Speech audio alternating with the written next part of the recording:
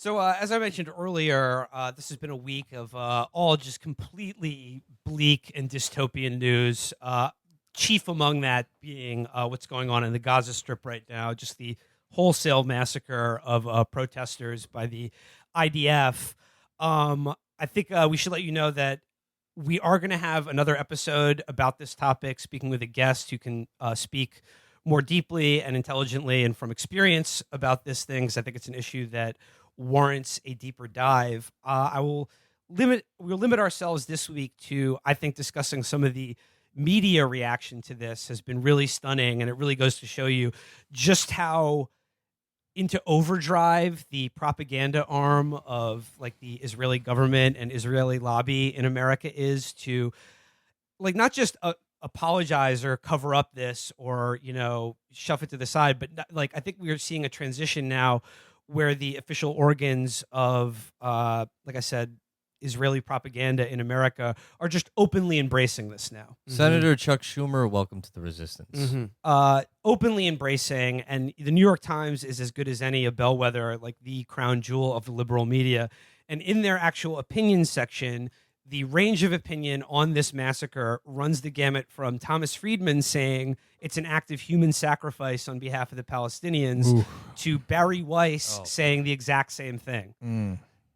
She went on Bill Maher's show on Friday and said all these Palestinians, they timed this, fence protest. They timed being murdered. They timed being murdered, including doctors and women and children, timed this to the photo op of the Israeli embassy. How dare they? The American embassy. How dare you make Jared Kushner look bad? And she said just so they could have the split screen of Ivanka smiling contrasted with, men, women, and children being shot with high-powered rifles from hunting blinds by the IDF. And what she said on that show on Friday was, let's not give them what they want. So her argument is these crafty Palestinians timed their protests to make Israel look bad. So the way we beat them is to just not feel bad at all about, like I said, wholesale mass murder. It's basically the Sharpeville massacre of the 21st century. But don't fall for it. Yeah, don't fall for it. And here's the other thing, like the idea that somehow they're cheating because they timed their protests to make it more politically effective. Ooh, how dare they? They're playoff protesters. Yeah, Israel's actions in Gaza in the last, say, like, since 2000. Since Cast Lead? Since Lebanon, really. It's been like, since their humiliation in the hands of Hezbollah has been, okay, we need to do a military demo to show our awesome destructive might against, people who are pretty much helpless. But I think the other part of that has been, let's up the ante of what we can get away with. Yeah. Right. And the reaction to this in particular, because, there has been a big liberal reaction of like, this is awful, this is blah, blah, blah, which, again, I hate to be a pessimist. Like, I remember this type of shit under Bush.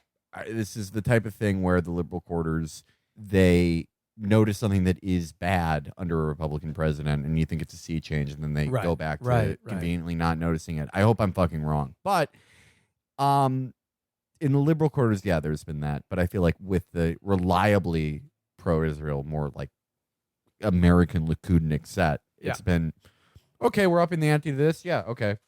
Full steam ahead. Let's go. I'm just shocked that I'm on a show with these bros who are violating Bari Weiss's free speech right now. Speaking of, like Felix, as you said, like pushing the limits, or like I said, that they're now, I think there is, I'm noticing a shift in just the open embrace of this kind of murder and violence. The last point I want to make on this, and like, do be serious for a second. The other thing, the media response in terms of like the moral nihilism or just pure nihilism that's on display here is Thomas Friedman said it, Shmuel said it. I'm not going to read the rest of his monstrous article, but this sort of hand wringing over how could they do this to themselves? It's human sacrifice that they're. Thomas Friedman said they're throwing the flower of their youth away rather than I don't know, teaching them to code or some bullshit like that. Rather than having them die of fucking giardia in open sewers created by Israel. What I want to say about that is, again, the fact that these people can't fathom the idea that that you would give your life for something bigger than yourself is very telling. Yeah. And I think that the people the men and women and doctors who were blown away because they approached a fence or threw a rock did that knowing that they were facing death, and they did it anyway. Yeah. And I think that is the word for that is heroism. It speaks to two things. Oh, It no speaks to question. their heroism, a heroism that to borrow a term from my hated Pepe villains, small-souled.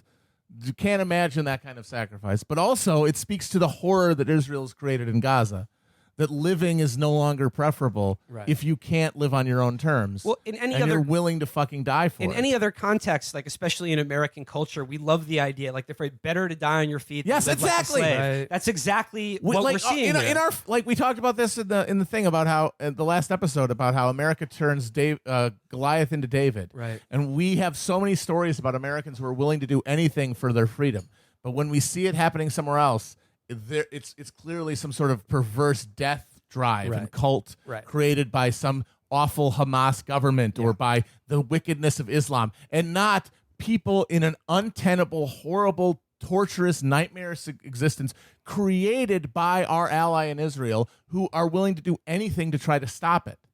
And two things I want to say before we move on.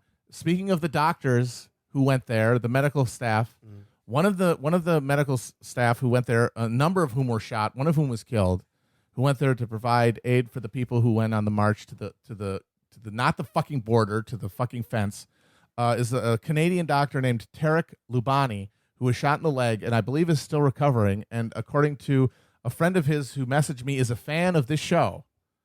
And I wanted to say, and he asked if we could shout him out, and I say absolutely. And I think that you want to talk about heroism. This is a person who is an absolute example of fucking heroism, and we should And here's- all Absolutely. thank him for his literal. That's actual service.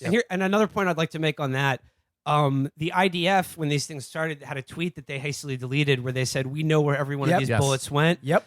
And all the shots are precise. They're firing. The snipers are firing these shots. They know exactly who they're pulling the trigger on. Yep. These people are clearly designated as doctors. Yes. Or They have large symbol. The Same with Red Cross. They have journalists, every and indication that they are medical.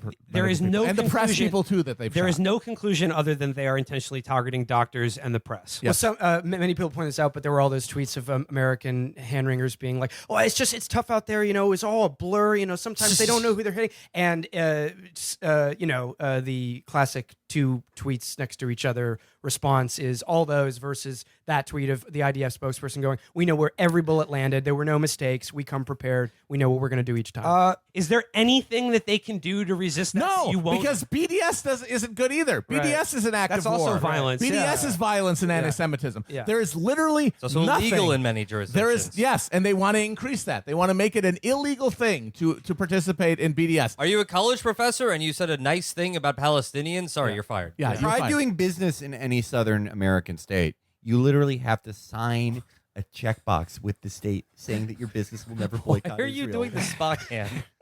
Oh, I just do that sometimes. Because it's logical. But yeah, no. But what we've It's learned called coordination. because during the second Intifada, while they were mowing down Palestinians and Yeah. crying the whole time, Yeah. the Israeli answer is, "Well, where's the Mandela? Yeah. Where is the peaceful?" You just ran him over. And there is no fucking peaceful protest that would be acceptable because this is not a thing that's negotiable. Right. Because the ethno-state isn't negotiable. Right. And that is where we are. And I wanted to end this because I think we want to move on to talk about the MS-13 and the domestic parameters of this panic about borders and control and Get to the and fun part of the contamination is that after Operation Barbarossa began, Heinrich Himmler gave a speech to a Waffen-SS battalion.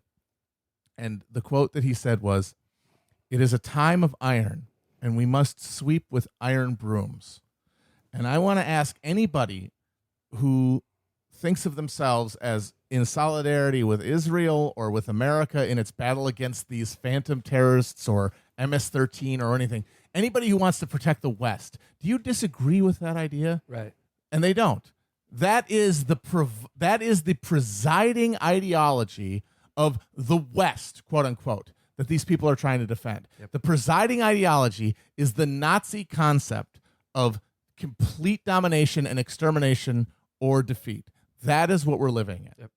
Matt, it's like what you said before. It's all the things we're discussing link up because there are ways to eject someone from not just polite society, from Humanity. human rights, from human rights, having a because right to they're anything. not a citizen, or they're a gang member, or they're a felon, or they're a Palestinian terrorist. And it's like, well, the rules don't apply to them. Sorry, just finding creative ways to make that tent bigger, Yes. and then saying go hog wild, and that's what happens here. It's what happens there.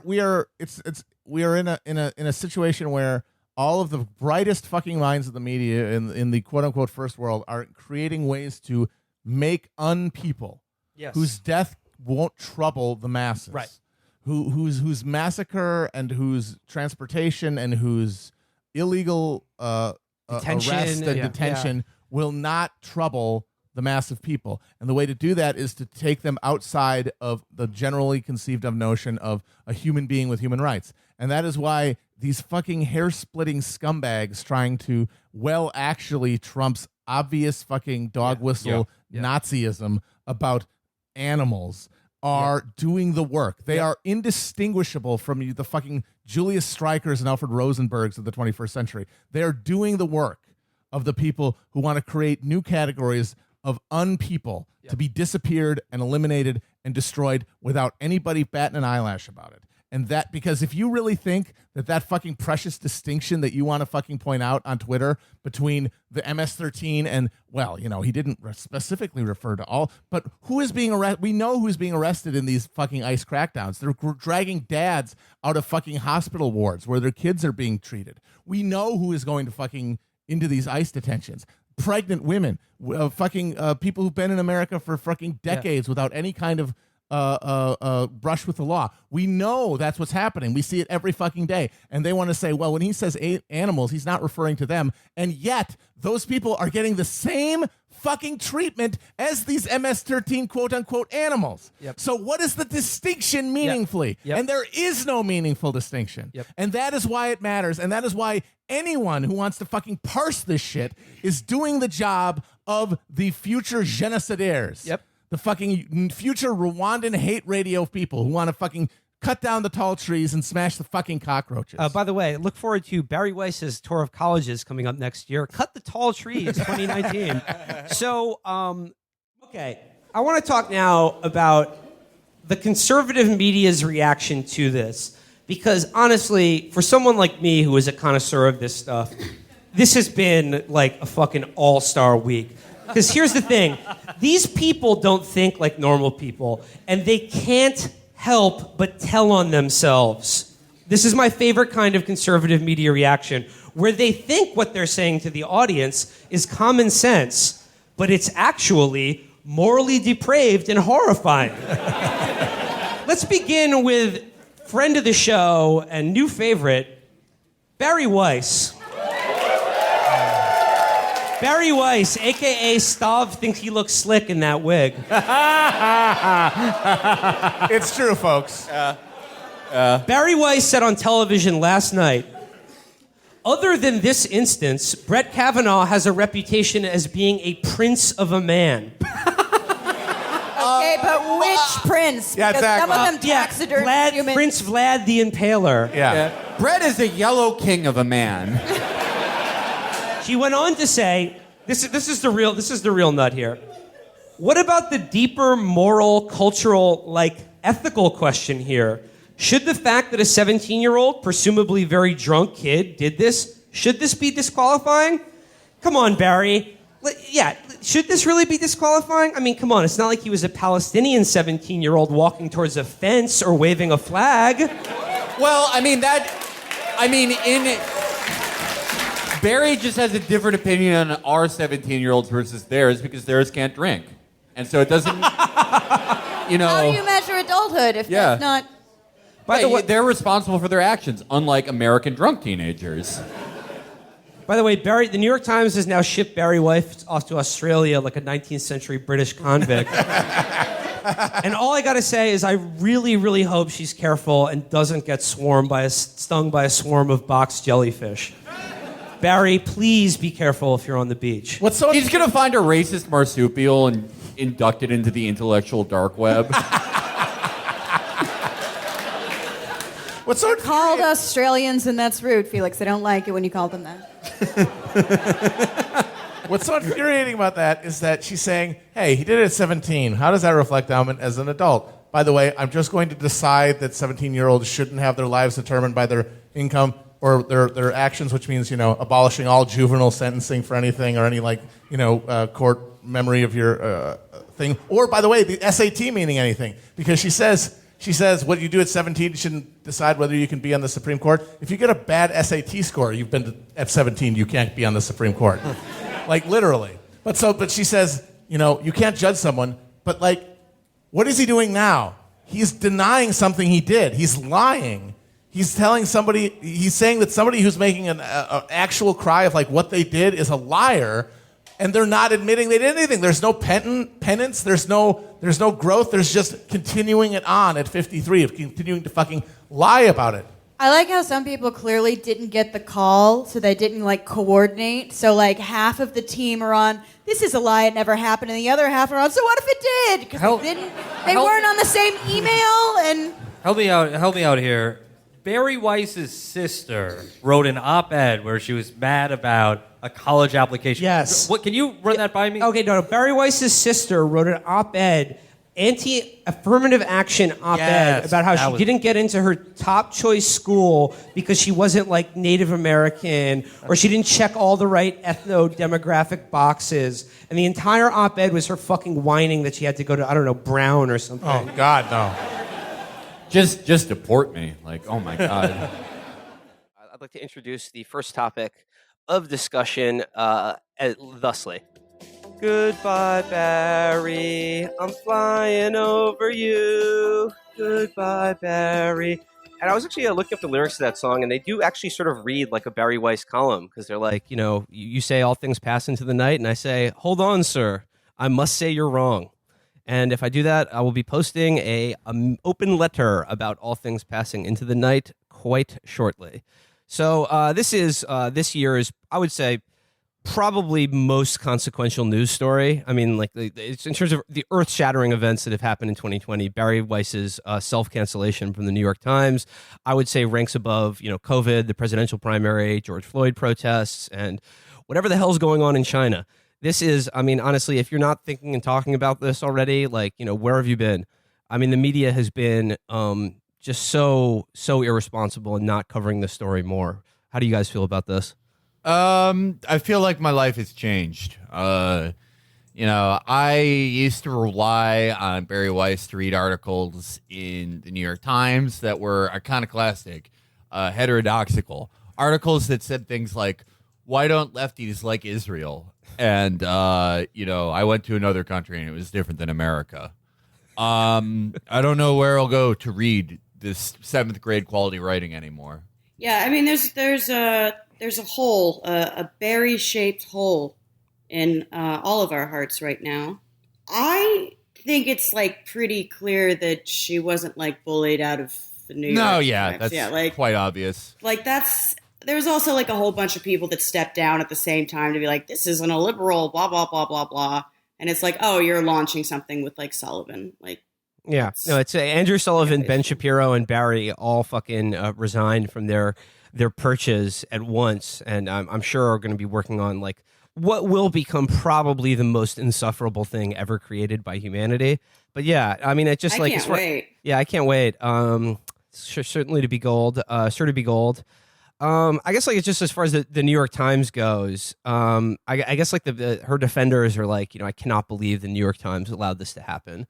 That they fostered an abusive workplace, and it's just well, all they did was, I don't know, hire her, promote her, and fucking pay her handsomely to just shit out the most, as Felix said, the most medium talent. I mean, that would be actually too complimentary to describe her as medium talent, fucking drivel imaginable. But what the one thing the New York Times couldn't do was get her coworkers to like her or not make fun of her. And I guess the specific social media policy that they created for her, where it was just hey, you can't fave tweets making fun of this broad if you're in the Times newsroom. And it's a brilliant career move for her, because she's going to parlay it into I'm sure another successful venture for her, but gets to make the New York Times look bad in the process, and also weaponize her identity in a very cloying and transparent way while she's going out the door and decrying other people doing the same.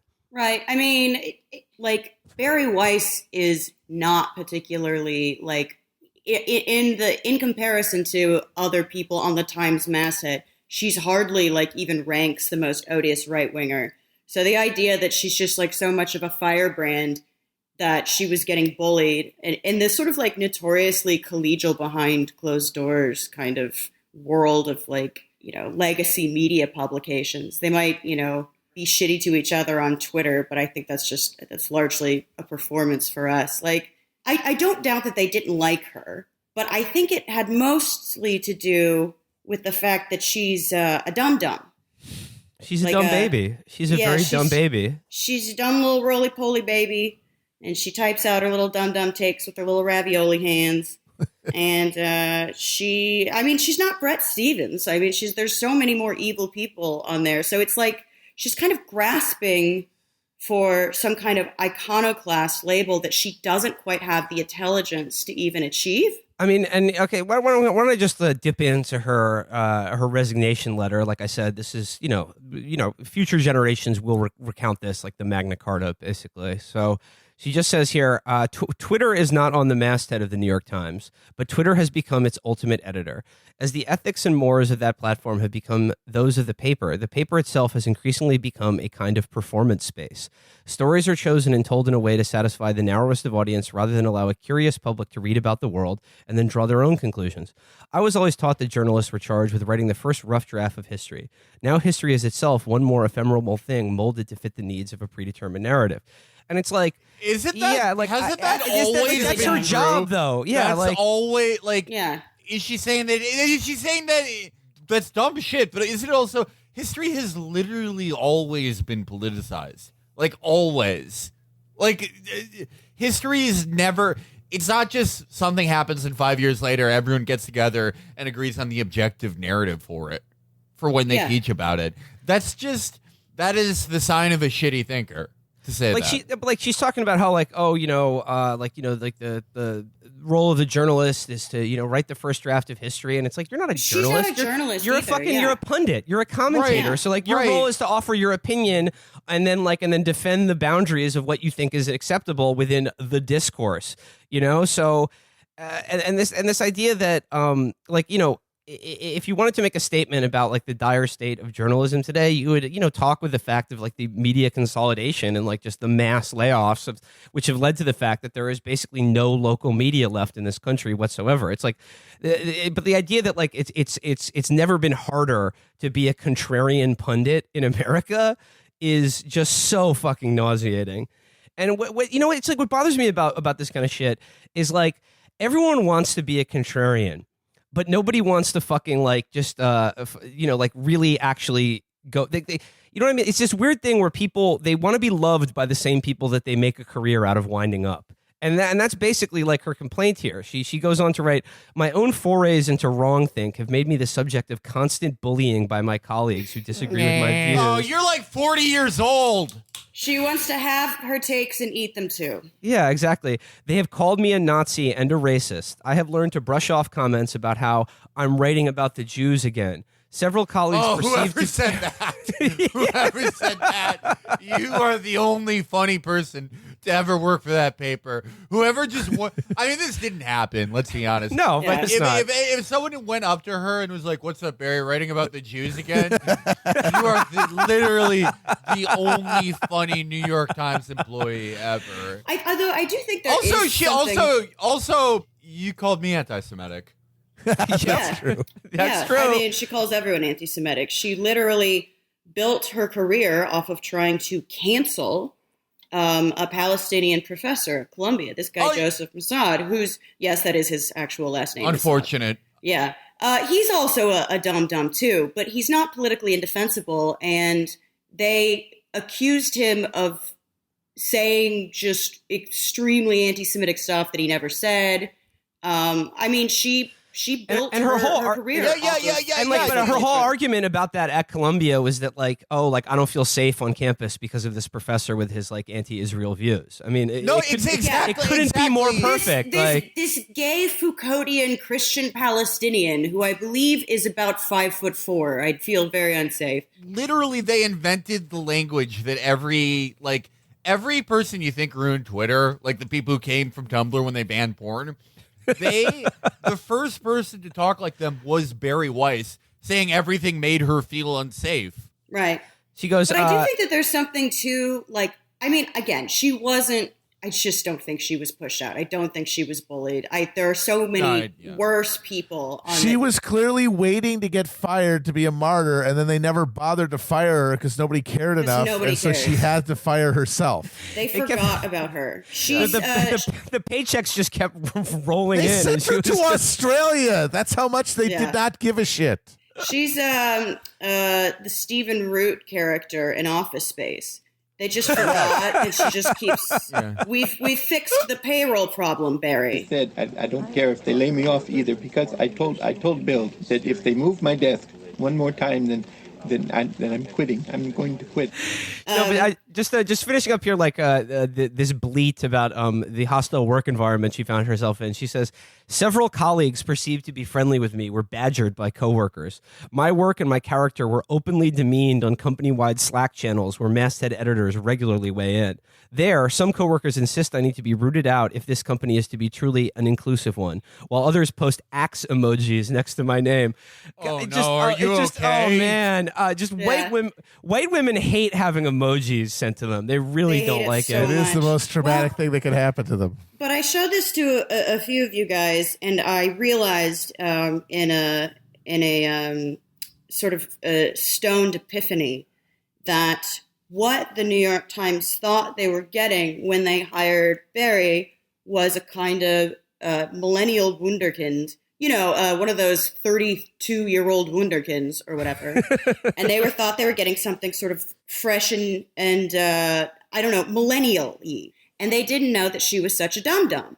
And they thought that they were going to sort of invigorate their readership with like a quote-unquote younger voice, when in fact Bari is kind of the opposite of a prodigy in that she is a millennial who has internalized every boomer idea that there is, which is why they like her.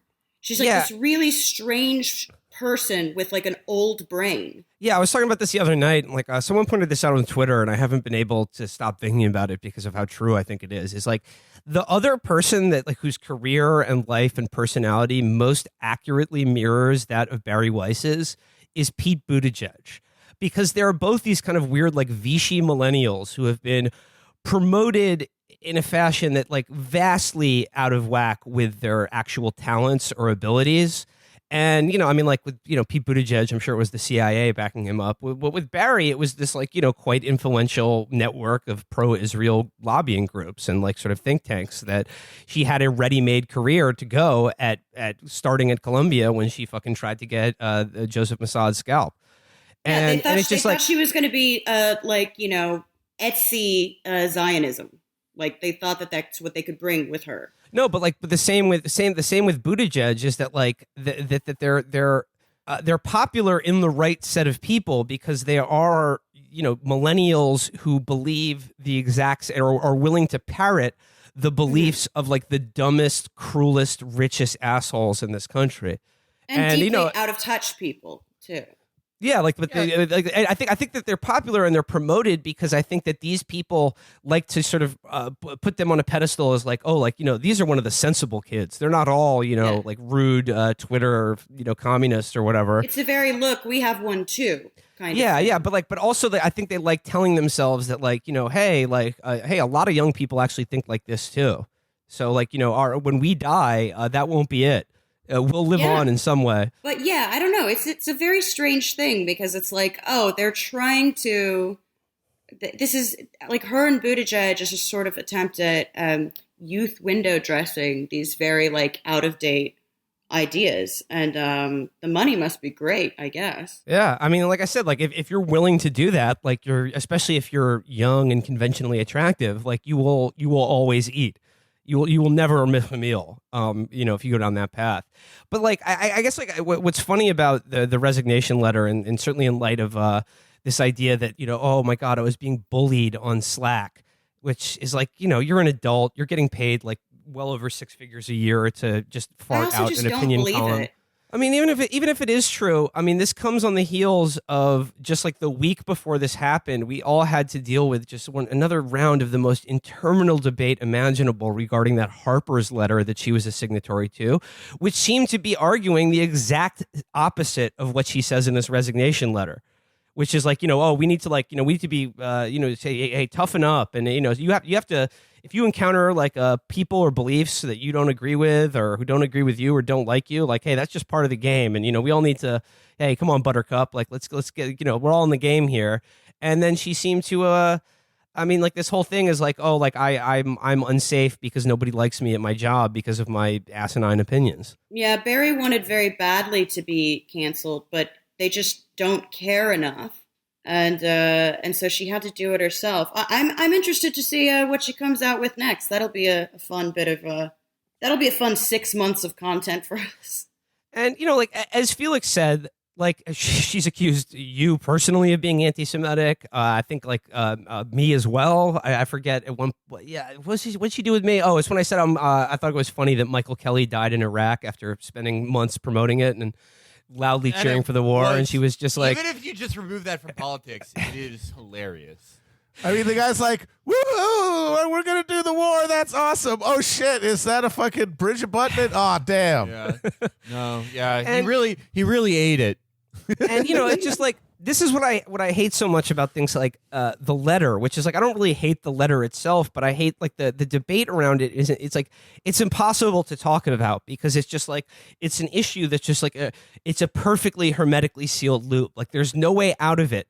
There's no even way to talk about it because it's essentially everybody is engaging in the exact same thing. And just pointing out the hypocrisy doesn't really do you any favors because I think like if you scratch the surface, you'll find that you're basically doing the same thing. Like everybody has their own limits for what they think is like acceptable or reasonable in terms of a public debate about politics or whatever. And they're all trying to enforce their own borders on it. And this whole thing about, free speech, I mean, like you can apply it equally to the left and right, but institutionally in terms of like the media, academia, and like the business world, like, it's only ever applied to the left. It's only ever just like a stalking horse to like how can we sneak in a few more right-wing views into polite society? Because like the problem that right-wingers find themselves in is that like they feel straitjacketed because their beliefs are so grotesque that polite society shuns them. And like for instance like any of Bari's views on Israel or whatever, I mean like if you find yourself on the outs of those, she will cancel you in a fucking second, as she's tried to do multiple times to us and her former college professor. Since college, it's been her entire thing. Well, yeah, this is why the cancel debate is uniquely awful and brain rotting, and just it gives you, if you read into it enough, if you spend enough time on it, it gives you the feeling of having filled up on bread. Yeah, you just feel like a vague poisoning because it's clear that everyone has a completely different definition of it based on what their politics are. I mean, that's true of a lot of things, but it's especially true of this. B, there are maybe like 5 people who will write like the annoying article that's like, it exists and I like it, just to get like, 20,000 clicks, whatever, to keep your online publication circulating for another month. But it's broadly unpopular enough as an idea that even people who are like vaguely for it will pretend that it doesn't exist. This is why you're right about Biden, Felix, is that he could just win by just being like, by the way, that shit will be over. Well, that is how Biden's going to win, because like his response to this is like, come on, man. Like, did you see what the RNC's trying to get him with like him wearing a Redskins hat in like 1978? Yeah. No, with his son, his dead son. He does not remember that. He doesn't remember any of this. He doesn't know what any of this is. And that's like, it's not that most Americans are like Dennis Leary and are like, fucking Felix. Like, it's just that most people don't know or don't give a shit about any of it. PC, NPC, APC, freaking up and down, D&D. Yeah.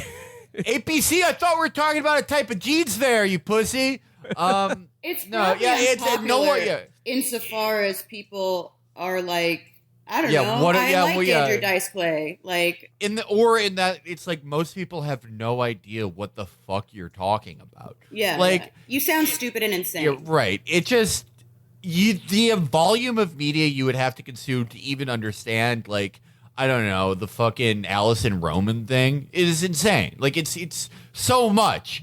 And that, right, it's not to say again that people are anti-PC wars. It's just that, yeah, they think what I do, which is, who gives a shit? Who fucking cares? No. But I mean, I don't know. My personal theory is that we have a flare-up of this every 3 years. And we have it every 3 years because every 3 years you get like sort of a organic or mostly organic social movement that is like a very apt response to legitimate grievances.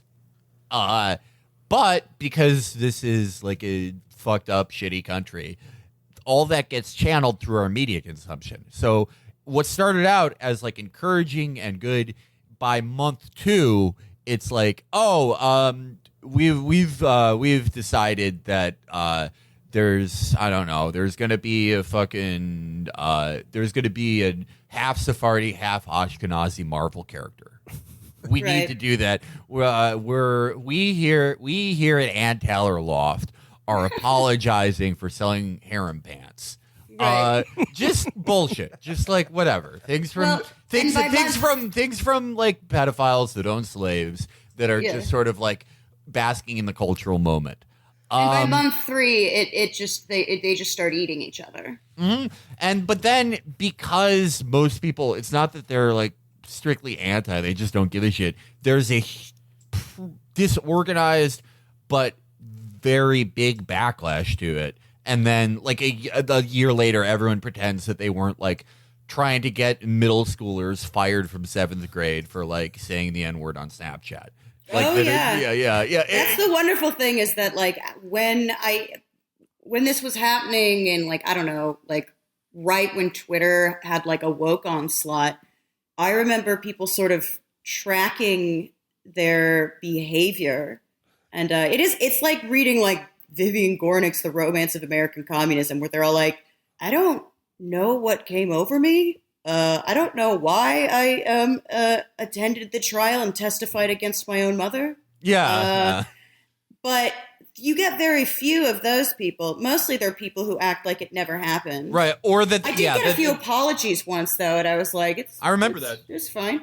But it is weird. It's more frustrating that they don't acknowledge having participated in it, because it's like, come on, man. You went a little crazy there, buddy. You got the pitchforks and everything. Yeah, I mean, like, and I hate it because it's one of these debates or controversies that is just like, it's like a black hole. If you cross like the gravitational terminator, like you will just be sucked into it, and like every atom in your body will be annihilated by it. Like, so the only way to just not engage. And Felix, I think you summed it up exactly right when you said that, like, you know, the people on the fucking letter and the people defending it as like a brave act of conscience are all people who have either frequent flyers on Jeffrey Epstein's plane, have never had a job anywhere other than like the Center for Israeli Settlements, and they've just been cosseted in this world, like completely free of competition or criticism their entire life. And then all the people like angrily condemning it are like they just want Nanette. They just want Nanette on like everything on TV, the internet, and culture is just Hannah Gadsby. That's it. That's what they want. Well, that's like why. I don't know. I've decided. Noam Chomsky was on the letter. I mean, like, yeah, I think but he's also leftists 900 years old. I know, but for leftists of like a certain generation, they're very aware that, like, I don't know, Norm Finkelstein was a pretty bad loss to cancel culture or whatever you want to call it. I'm exaggerating. I'm speaking hyperbolically. I mean, like, no smoke with Noam or our beautiful boy Matt Karp. You know, I mean, like, I think there are good reasons, especially if you have a left-wing point of view, especially in academia, to, you know, hold out the good fight for, you know, standards of sort of broad protections for free speech and political advocacy. right? But it's just the way it's been filtered through, like, just like the debate over it. It's just like it's a lose-lose situation. I will say this. Like, the first people I saw canceled in America were canceled when right-wingers had more control over the culture. And they were canceled for things like, showing tits at the Super Bowl by accident or, being against the Iraq War. There are dozens, if not hundreds, of cases of people being canceled for not being adequately pro-troop. Of course, that changed, and that changed as liberals sort of reasserted control over the culture after Obama. But it's like, you should recognize that it doesn't end well, and it's not often a good thing to begin with. That said, the people on that letter, a lot of them, I don't think they believe that. They clearly don't, because I've seen what they've done their whole fucking career. But I do agree with that original idea that lefties especially, should be wary of that. But and I think too, it's about like, first of all, it's not a fight you want to leave to the right, because for the people who, I'm sorry, like that should be our fight, like the defense of transgression and things like that. But it's also just like, it speaks to kind of a helplessness. And I think that Felix brought it up as being cyclical. I think it's cyclical, but only like sort of incidentally. It really just happens when they realize they have no political power to do anything, and they can't look up.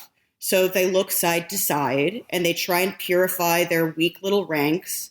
And it's kind of an abdication to their own futility. It's like, well, we don't have the power to build anything good, but we do have the power to, like, I don't know, make the entire discourse miserable and insufferable, and direct everything, all of our attentions towards what amounts to dumb culture war bullshit.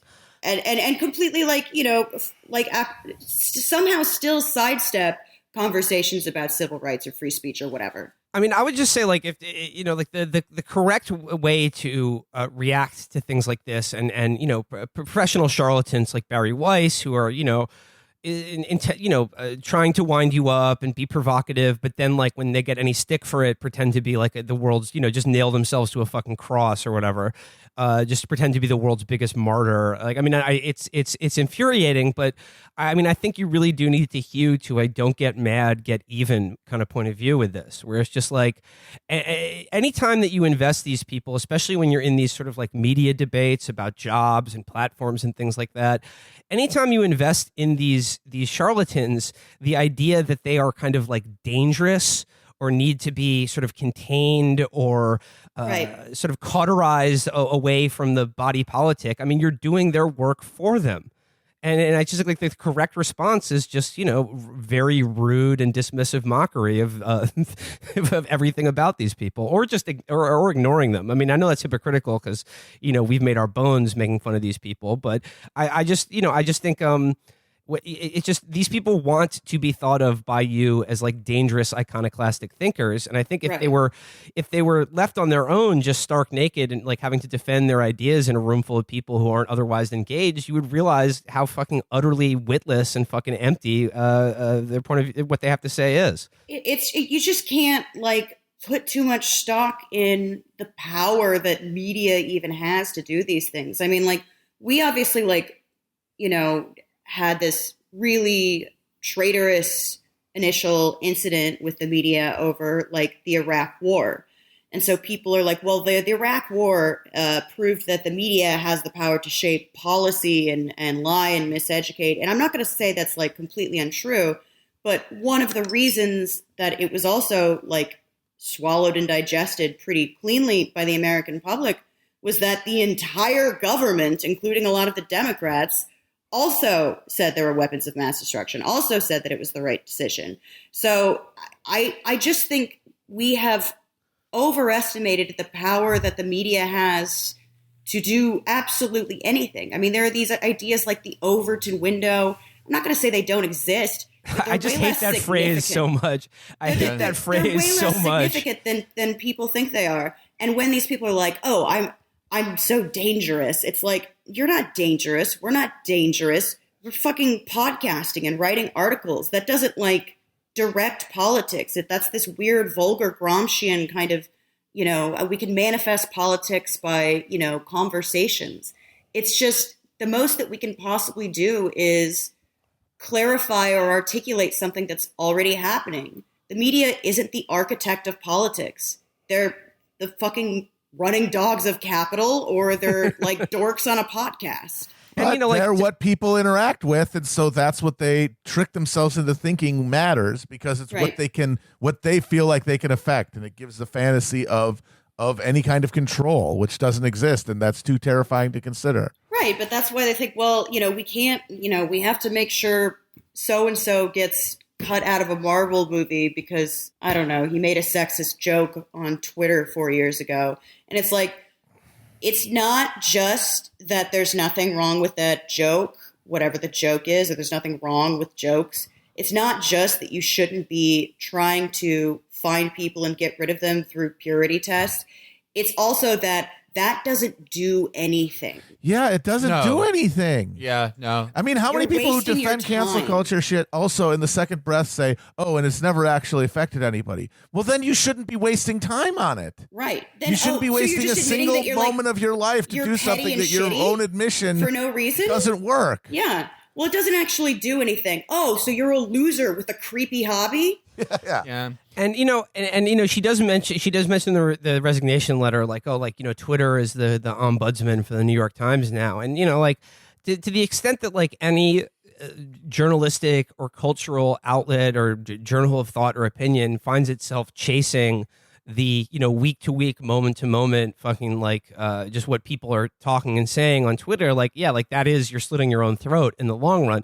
But I think the reason these people have such a fucking sort of pebble in their shoe about Twitter is that especially for people like Bari and a lot of the other people at the New York Times, it's the first time in their life anyone's ever told them you suck, fuck you, fuck off, the idea they're always Twitter is not the place for rational debate, and it's no, it's not, but it is a good place to just say fuck off to the most over promoted fucking just fevered egos out there, because like we said, it's the Barry Pete Buttigieg thing is that they've just been pat on their fucking little heads their entire life and by older, richer, more powerful people, and then when they find out that their peers or just anyone out there in a public forum is capable of just telling them to eat shit or sending them a rude gif or emoji, God forbid, then that's apocalyptic to them. So I mean, I just overall, don't pay these people the respect of pretending that their hiring or firing is some kind of political victory or defeat for your cause,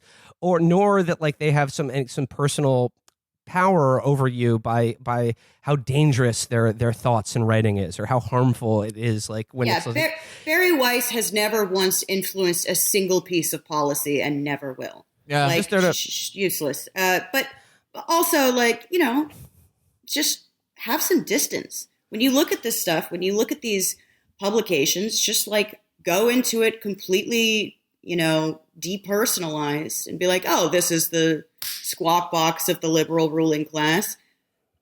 We can sort of analyze some of their weird pathologies and sex perversions by reading their fucking op-ed columns. And, it's funny. But yeah. Most you can get is insight into their pathology and worldview. You're not going to do anything with those platforms. That's not how newspapers work. Yeah, and I guess my final thought on this is, hopefully this will be the last time we talk about her in a long time. I know Felix is. She's coming back. But the joke ultimately is you'd think her resigning from the New York Times would mean that there would be less opportunity to hear about her cretinous thoughts or think about her, but the exact opposite is true. I've had to fucking think about her. We've had to fucking read about her 100 times more in the past week than we were before. So there we go. It's the only skill she has intellectually is to make people talk about her despite her being completely uninteresting and totally uninfluential. Medium talent.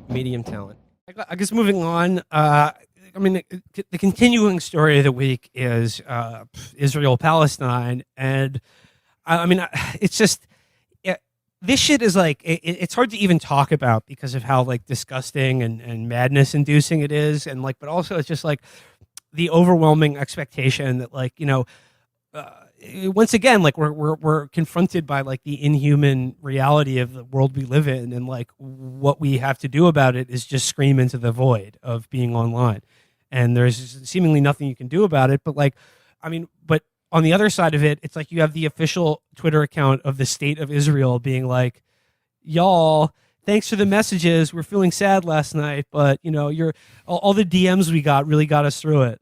I mean, it's obscene and craven. And to that end, I thought we would dip back into the Bari Weiss canon, because she's come out with an article today that is world historically awful from her new perch at Substack, which I got to say, I know they're making it like they're making a ton of money on Substack. And, obviously, like, I'm not one of these people, like, who's, terrified of Substack, because it's, like, a new way for bad people to get published and get paid for it or whatever. It's avoiding accountability. What else is new? I mean, yeah, the hand-wringing about Substack is one of my least favorite genres of things right so now. Annoying. Because at a certain point, you would just be like, well, why don't we got to just take the whole internet offline, if that is your problem. Yeah, it's like the ability to be published without, like, a huge industrial process is basically at the point that you were talking about. It's very enraging. And like, if it didn't exist, all the people you hate would still be getting paid to share their asinine thoughts, or they'd just be doing it for free. Like, it doesn't really make a difference. But I do wonder for people like Bari, though, being in this more like cosseted environment on Substack, I think, like, do you think it pisses her off that the people who court controversy, that like they're now in this sort of a more hermetically sealed, sort of like gated community, through which like it's harder to make people mad at you, which is sort of like kind of the point of doing all this? I would have to imagine so, or at least there must be some kind of gnawing feeling of the loss of friction in some way that, for everyone, I would say ourselves included in the take industry, is like part of the juice that you get out of it. Is the action people is the yell juice. at you and disagree with you. The action is the yeah, juice. exactly. And so now to be in this little garden where the only people there are people who have literally paid money to comment on your takes. I'm sure that there is a feeling of loss. Well, I mean, let's help her out, because this piece did revolt me, and now I'm going to read it on the show. The headline is, "The Bad Optics of Fighting for Your Life. When it comes to Israel, memes have replaced morality." And I mean, I like that you could just like you could freeze that subhead without any other context, and it's basically true. Yes, for Israel, memes have replaced morality, in that they have for memes. most people, memes have replaced reality. Israel certainly has memes, but they definitely don't have morality. It's an entire meme economy. We only participate in reality through the medium of memes, not through morality. What the fuck's that? She begins here. "I am writing to you from the waiting room of my fertility clinic. Getting pregnant when you are gay is not so romantic, so we try to do little things to make it nice. Last night I took a bath. We watched Mayor of Easttown. Nellie opened a bottle of red. Then she grabbed my stomach and gave me a shot to trigger ovulation." Isn't that sweet? I'm also watching Mayor of Easttown. You go drink some ice water and watch Mary Easttown. Daughter, I'm drinking a water with my daughter, watching Mayor of Easttown. See, now you guys are basically doing the SNL skit that from last Saturday. Yeah, because that that's always fun. Although they really should have specified Eastern Pennsylvania, because Western Pennsylvania has an entirely different accent. Yeah. Go downtown Pittsburgh, go see the Stillers. Yeah, no, we need a whole sketch that was basically like, what if a murder show was set in Pennsylvania? Well, I mean, that's what you need. Like, I mean, all the like Mayor of Easttown is such a copy of a copy of a copy. It's basically like an American version of Broadchurch. If you've ever seen that show, it's just like, ooh. I would just like, once to have a detective from a small town full of secrets investigating a crime whose life isn't falling apart and in fact is doing great. Like, they just got married, got a new house. Things are going wonderful for them. Their family likes them and are just they're nice and normal. But Mayor of Easttown is very, very paint by numbers. I mean, like I'm watching it, so I guess it's working in that regard. But not a great show in my opinion. So it says here, "I plan to take the morning off. The doctor says that stress is not good for baby making. But sitting here scrolling through my phone, looking at the tsunami of lies that have permeated every Instagram story and viral meme and every TikTok video and every popular Twitter account, I am weeping." I mean, like, the absolute self-involvement of this, where like you begin talking about like, oh, I'm gay and it's hard to get pregnant, and I'm trying to get pregnant. My doctor says you can't look at TikTok because it'll fuck up your it'll fuck up your fertility cycle. But like, you just have to do it. You have to confront the lies that are on every Instagram page you follow. The amount of replies I've needed to send linking to relevant Wikipedia pages. See, I'm weeping right now. I'm weeping. It appears that standing up for the right of innocent people to protect themselves from a genocidal terrorist organization has become extremely risky to one's brand. And so lies have replaced truth. Memes have replaced morality. Hashtags have replaced history. I am, of course, speaking about Israel. And again, like if you just like froze that paragraph bereft of any context or who's writing it, it basically stands up, because I mean, like, it is risky to talk about a genocidal terrorist organization exterminating humans' life and maintain one's brand in the media. And of course, I am talking about Israel. In the past 48 hours, according to the Israeli Defense Forces, more than 1,500 rockets have rained down on Israeli cities. Those rockets are being launched by Palestinian Islamic Jihad and by Hamas, which has controlled the Gaza Strip since Israel unilaterally withdrew from it and forcibly evacuated every last Jewish resident from the territory in 2005. Israelis have gotten used to living life in a kind of perpetual war. Again, like that, it's just like that statement right there. They've just gotten used to being in a state of perpetual war with the population that their existence depends on subjugating. So, yeah, I mean, you kind of have to at some point get used to that if that's what you're committing to. Exactly. And they have gotten totally used to it. And so has, pretty much the rest of the world. Like, I mean, for the most part, who, are probably not like, thrilled by the idea of Israel doing what it does, but for the most part doesn't care. And by the way, like, the existence and security of the only democracy in the Middle East, in quotation marks, depends on everyone getting used to this state of perpetual war. So, Barry, I don't know what the fuck you're complaining about.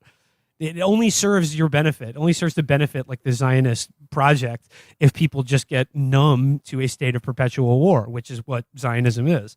Yeah. I was just going to say that there is something about this moment where it really feels like everybody is just running their script. Like, you watch Jen Psaki like interviews around this, you can like literally see her brain like open the file that says find Israel, run right to exist .exe, and then she just like blah blah blah blah blah blah. The president's support for Israel's security, for its legitimate right to defend itself and its people is fundamental and will never waver. We condemn ongoing rocket attacks by Hamas and other terrorist groups, including against Jerusalem.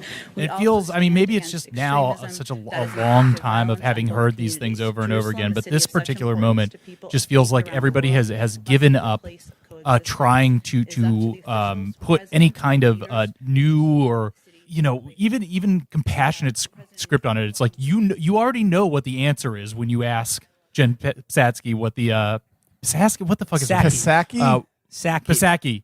It's Polish excellence, one way or the other. What the Biden administration's answer to it. You could write the answer yourself, and she's not even going to pretend that you can't about that. And I feel like that's the same way about all these commentators. This Bari Weiss script, or just like the general tenor of like having to talk about. I mean, like, being faced with this issue again and again and again. It's just like the same algorithm gets run every single time.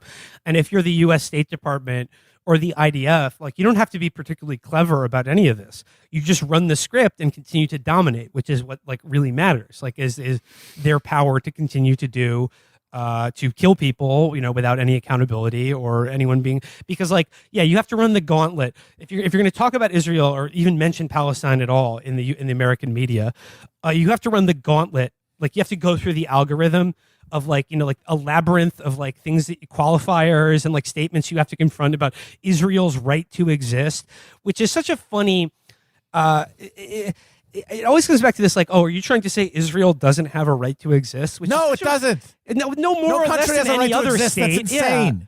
Yeah. And it's just like, and also like, does people have a right to exist? Like, people, perhaps more profoundly than states do. But the point is, it's like, this is not really a debatable issue. It's not really what's like on offer here. It's like, Israel does exist. That's like the thing, is their right to exist is their ability to assert that right, which exactly the fact that we give them $3 billion a year and they have fucking secret nuclear weapons means it exists. There's nothing you can do to undermine that power reality. Yeah, they're a nuclear armed state. that is backed by the other most powerful nuclear armed state in the world, which allows them to continue to exist. But that existence is predicated on this state of perpetual war against a subjugated population that they have complete and total control over. Like that's what's at issue here. But even just this this right to exist conversation, which it's like, so every time you run the response algorithm, it's like another layer of the Terminator exoskin gets shedded off, and it becomes more and more bare. And I think that just today, when people are like finally speaking up, at least in the online discourse, about like what the fuck does right to exist even mean, is maybe like one of the first times, at least in my life, that's a phrase that I've heard about Israel my entire adult life, and this is one of the first times that people are really, really like, what the fuck are you talking about when you say that? What does that mean? What is this? And not just, in. Well, I mean, it's not meant, thing, but it's thing across the board. And I think that is that sensation of the algorithmic response being run bare, and you can kind of see the gears grinding against each other. And because you can see like the gears of like the mechanical skull here. I mean, like the point of the algorithm of all these things is not to like pose a moral or historical dilemma. It's to trap you in these cul-de-sacs to keep the conversation or the interview or the party being questioned here. It's to trap them in these little like culverts and like locks and dams to prevent them from like getting to what's really at issue here is like, Israel's conduct towards their like colonized, fucking occupied population, which they have, like I said, nuclear weapons and total control over a completely subjugated group of people who, I'm sorry, also have a right to exist and also have a right to resist their dispossession and themselves being killed by, like I said, a powerful nuclear weapon armed state. And I'm sorry, I'm sorry if living in Israel means that you have to sometimes worry about a rocket landing in your backyard. But like, guess what? You've chosen to live there, and the entire project from which you've like dedicated your life and identity to is dependent on that situation continuing to be ongoing indefinitely with no resolution. I mean, that's the point of all of this, and that's the point of the algorithm, is to avoid ever getting to that point. So, right, and also like, I'm sorry, this idea about Gaza and rockets, and that they're indiscriminately firing rockets at civilians. It's like, okay, I'm sure they are, but like, the rockets are what they have. So like, to me, that's making an argument to give Hamas a modern air force and anti-aircraft. Absolutely. Let's get like them if they had precision guided munitions, so that if they had precision laser guided munitions, strategic target evaluations. And by the way, the entire argument that the U.S. State Department makes for why we continue to give money and weapons to Saudi Arabia to help aid in their genocidal war in Yemen is that by doing so, it allows us to minimize casualties by providing them with the technology and support necessary to limit civilian casualties. So, I mean, that to me would be a good argument for why how about we start funding the Palestinian military to the tune of about $2 billion a year? Sell them the best that Raytheon and fucking all of our defense contractors have to offer, and then they could drop a fucking laser guided bomb like into the middle of a military target. So it's going on here. Back to Bari. She says, on Tuesday, Nellie was on a call with a journalist in Tel Aviv who abruptly hung up because the sirens started wailing. A friend sent a photo of his mother crouched in a bomb shelter. All okay, he said. Friends across the country told me about huddling with their crying children in safe rooms. It's fine, they insisted, but living like this is not fine. It will never be fine to have children killed by terrorists whose explicit aim is to kill them. By the way, like what is the death toll on these rockets being fired from Gaza? I'm sure they've killed a couple people, but it's like nowhere I think it's near. like 2 or 3. Yeah, it's no. I mean, the IDF Air Force killed like probably 40 or 50 people in Gaza last night. Yeah, and like they can say, of course, as America does when we kill innocent people with bombs, like, look, it's if it happens, it's a tragedy, but our aim is not explicitly to kill innocent civilians. They just happen to be there. Well, I'm sorry, when you're shooting missiles and dropping bombs on a city, and Gaza is probably one of the most densely populated places on earth, you are understanding that, like, by definition, you are going to be killing innocent men, women, and children. Like, so you can't tell me that, we didn't mean to do that, because you making the decision to attack militarily a captive population with no means of escape or resistance is by definition making the choice to kill innocent people, and kill a hell of a lot more of them than some vaguely defined terrorism or rocket attacks ever would or could.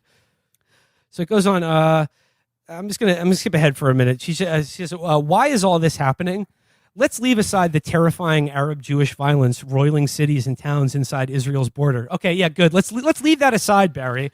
Let's leave aside the fact that we all saw a guy get lynched on television last night. The what you might call evening of shattered windows that the Israeli mobs were doing. The big picture reason this is happening, and has been happening for decades, is that Hamas and Islamic Jihad are genocidal terrorist organizations that want to wipe Israel, a country the size of New Jersey that contains the largest Jewish community on earth. Oh, little tight. Oh, we're so scared. So little. Off the map. That is their reason for being. Well, I mean, Israel's reason for being is doing the exact same thing to the people who were originally living there in 1948. They don't even fucking joke. In Israel, they don't even mince words about it anymore. They have given up even the fig leaf and fiction of a two-state bullshit solution. They said we are in the process of fully dispossessing Palestinians completely. I think Israelis have to take over, and they have to kick them away. It will be much better not to kill them, just to go back to Arab countries. But it's really rightfully ours if you look at the history and at like the wars, and we didn't even start a lot of the wars. And we conquered these places rightfully, like it's ours. 1,400 years later, we come back. Now, I'm not saying that we can blame the people living here for what happened, but you gotta accept that that's some kind of divine justice, that their great-great-great-great-grandfathers kicked my great-great-great-grandfather out of here, and then we come back, and all of a sudden they're like, well, no, we don't want it, it's not fair. I think that the Jews came here, they took this land, and this is our land now, and I don't think there should be here no Arabs. Like Arabs, they want, we gave them Gaza, they should go live there quietly if they want. They should go back to Iraq, I don't know, to wherever they want. I'm think that we need to... איך אומרים לאיש בערבית? כן, תגידי לי את המילה הזאת. I don't think there's any answer to it. Really? There's only one way, like, I would carpet bomb them.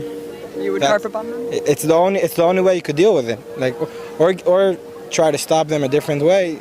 It never worked. That's the project. That's their goal. I mean, it just goes on to talk about Hamas's charter. There is no solution for the Palestinian question except through jihad. Well, I mean, you know what? It seems like they're pretty much right about that at this point. Yeah. I mean, it's hard. Can you really argue with them? I mean, Hamas came into prominence in part because Israel supported it secretly as a way to undermine Fatah. Yep. Which was their the main representative of Palestinian political authority at the time. Like, they fucking created this monster so that they could have something to invalidate the Palestinian cause. And now they're just pointing to the very process that they have controlled at every point to throw their fucking hands up in the air and say, I guess we just gotta keep doing it because our state has to exist. We have to have nightclub themed pizzerias. We have to. I mean, like, Israel and the West has like made the choice that guess what? Secular Arab nationalism is a vehicle for popular sovereignty for the Palestinian people. That's completely out of the question. So would you like Islamic Jihad and Hamas?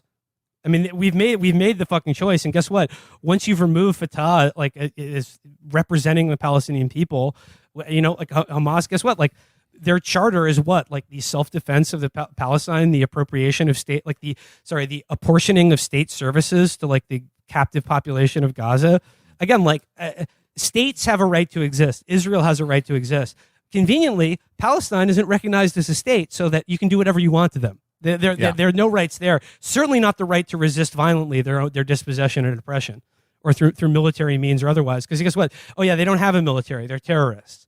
I mean, the thing is that this only makes sense for an American audience. This is only a complicated issue. This is only anything that is not what it appears to be if you have selectively defined the humanity of the people involved. Whereas you see Israelis as like you, and you see Palestinians as the other. That's the only way any of this makes sense, because the right to self-defense, given what has gone on in Gaza, where it is a giant open-air fucking prison, where Israel controls the entire distribution of resources, controls water, controls electricity. There would be no case where you identified with the people in that situation, where you would not say anything that they would try to do to resist that would be justified. And of course, Barry goes on to talk about like all what Hamas stands for is the total eradication of the Jewish people, akin to like Hitler's Third Reich or whatever, which is, I mean, that's bullshit. Yeah, they could pull that one off. not- yeah, Even if it's they not- wanted to. It's an Yeah. absurd thing. It's It's not on the agenda. It's absurd, but like, the Palestinian people are just so hateful towards the Israeli people. They just want dead Jews. They just want to kill Israelis. It's like, well, I mean, again, like it's this imaginative leap. Like if you or someone you identified with found themselves in a similar situation, what kind of feelings do you think that they would have towards the people who were doing it every single fucking day? You think that they would turn the other cheek, or that you would find some sort of nobility in continually being victimized and shit on and fucking like ground under the fucking heel of this like I said, nuclear weapon armed mega like fucking state backed by the largest military in the world who's doing it to you, and then not only that, but when you get angry about it, they tell you that you're being the hateful, evil, violent one. Yeah. She goes here, Israel's government has made mistakes that allowed these tensions to escalate. Okay, yeah, mistakes were made, sure. It could have managed last week's unrest in Jerusalem more tactfully, for starters. I mean, this is the American Zionist attitude toward Israel, right? Is like like any criticism is beyond the pale, but like in order to maintain some sort of veneer of credibility for an American audience that demands it, which, by the way, as you pointed out, Matt, the Israeli audience has passed this shit years ago. They got no need for anything even hinting at like a moral justification for what they do at all. They're openly calling for genocide and ethnic cleansing in the streets of Jerusalem and elsewhere. They're literally going house to house, attacking Israeli Arab citizens in Israeli towns and cities all over the country right now. Like a literal pogrom is happening right now. But you think anyone in the Israeli government is condemning these people or lamenting that they should go about asserting their right to dominate and dispossess the Palestinian people in a more tactful, perhaps a more polite, less aggressive manner? No, not at all. This is only for American audiences, and it's Barry's because they don't want to get job. yelled at. They don't want their menchies to get filled up. They don't want to have an awkward conversation at a fucking party. And that's what Barry is really writing about here. Yes. She goes here. As you may have gathered, this complicated truth about a tiny country surrounded by enemies making hard decisions about how to protect its citizens doesn't sell. Hamas, its paymasters in Iran, and their allies in the Western press know this well. Okay, what allies do Hamas and Iran have in the Western media? What journalists? What news outlets are you fucking talking about? Yeah, that's why she's got to talk about memes and about posts, because you can't really play the victim. And you can't really complain about unfair media treatment in the United States, where it is both parties and all media organizations are on the exact same page. I mean, like, Joe Biden is president right now. He just said yesterday that I will never apologize for Israel's right to defend itself. Right to defend itself is another hilarious, completely unmeaning statement that's only exists to like confound your like moral sensibilities. Here's one really incredible thing from Barry here, though. She says, casualty reports are hard to verify because Hamas controls the media, even the international press inside the Gaza Strip. Absolute bullshit. That's absolutely not true about the international press in Gaza. Lie. But it appears that more than 50 Palestinians have been killed. This was just last night, by the way. Some of these people are entirely innocent non-combatants, including children. This is an unspeakable tragedy. It is also one of the unavoidable burdens of political power, of Zionism's dream turned into the reality of self-determination. I mean, oh my God, she admitted. Yeah. I mean, this is like admirable, like honestly. but the thing is, for her, this is obvious. She doesn't like, think this that, is the price worth she doesn't paying. think that But this why is like should a big... anybody else give a shit? Yeah, exactly. Why should anybody else say that that is worth the cost of having this Jewish state exist? Exactly. When nobody else gets that, by the way. Exactly. Nobody else gets a state based on ethnicity. And okay, and here's the funny thing, like where I'm going with all this is like when Barry is not smearing supporters of Bernie Sanders as anti-Semites, and like most of her job is promoting and defending Zionism for an American audience. Her other big area of intellectual combat, and like what she devotes most of her labor and intellectual creative output towards doing, is sounding the alarm about illiberal wokeness in American academia and education. and the ways in which people, create for themselves or adopt for themselves identity categorizations, which they then use as like a shield to attack other people and like demand power over the discourse or like intellectual life in this country. She is does it give her a moment's pause that is exactly what she does with the other half of her creative output? Because the entire point here of what she's saying is like, it's just so hard to be a Zionist. I can't even look at Instagram without seeing memes attacking me. Like the people that she devotes her time combating on the illiberal left, right? It's the exact same thing is at work here. It's you adopt an identity for yourself, but what that really means is that no one can get mad at me, and crucially, if anyone disagrees with me or makes fun of me, that's violence and a hatred, and needs to be like that. That needs to be like fought and confronted, and we need to talk about this. What this is her answer to these offensive memes that she sees? I don't know. Probably like she did it in Colombia. They should fire the people who made them. I mean, this is what she's dedicated her life to. Is like it's just for some reason everything else about like ethnic or religious groups demanding a certain standard of treatment for them or a certain deference to the issues that they care about is a liberal madness that is akin to totalitarianism for her. But save for Israel when they're killing scores of people to maintain their ethno-state, which depends on the ethnic cleansing of an entire population of Palestinians, of Arabs, from the people who were originally living in that part of the world when the United States just decided that Israel was going to be a country in 1948. I mean, it doesn't give her a moment's pause about any of this shit. And that's what you're right, Matt. That's why ultimately the point of this entire article is just lamenting about how bad it is to be online. It's like all she's complaining about is not that like she has these noxious beliefs. It's that like sometimes when on her social media feed, she is confronted with people who feel differently or are, for instance, feel mad about the fact that the explicit dream of Zionism requires, as she says openly herself, the killing of innocent children in the maintenance of an ethno-state. I mean, people tend to get pissed off about that.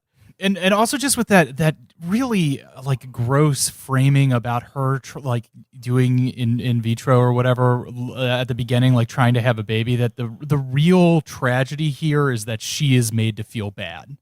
Exactly. It's not that bad things are happening. It's not that people are being brutalized or whatever. It's like the real issue at the core of this is that I am made to confront the things that I feel and face those contradictions, and that makes me feel sad. And that's all of her output. That's everything she's ever put. And it's honestly 90% of everybody's output on here because they got rid of journalism and replaced it with people's opinion because it's a lot cheaper. And now everybody can only talk about their experiences, which is being on the fucking internet and occasionally going to a brunch.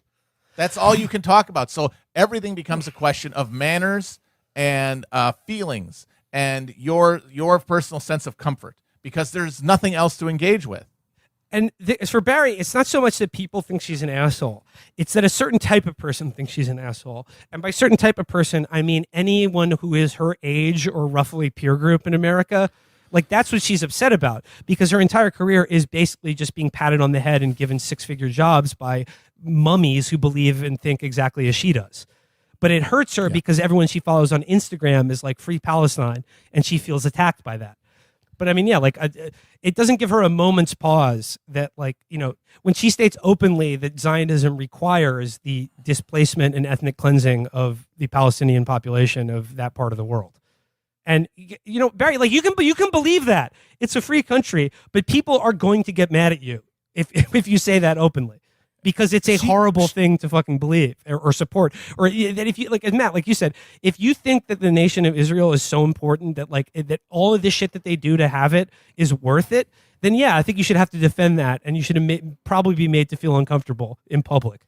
She quit the Times voluntarily, right? Yeah, because everyone was so mean to her. She wanted to get fired, but they wouldn't fire her, so she left because people were mean. So she quit the Times for a subscription. She like literally created a safe space for herself to write for only subscribers. And now the thing that she is writing about is that how things outside the safe space are too traumatizing for her. Ding, ding, ding, ding, ding. She wants a safe space for Zionism in American culture. That's it. Yeah. And to the extent that, like, certainly not in our politics, because there is nobody with any power of any kind in this country who believes differently about Israel and Palestine.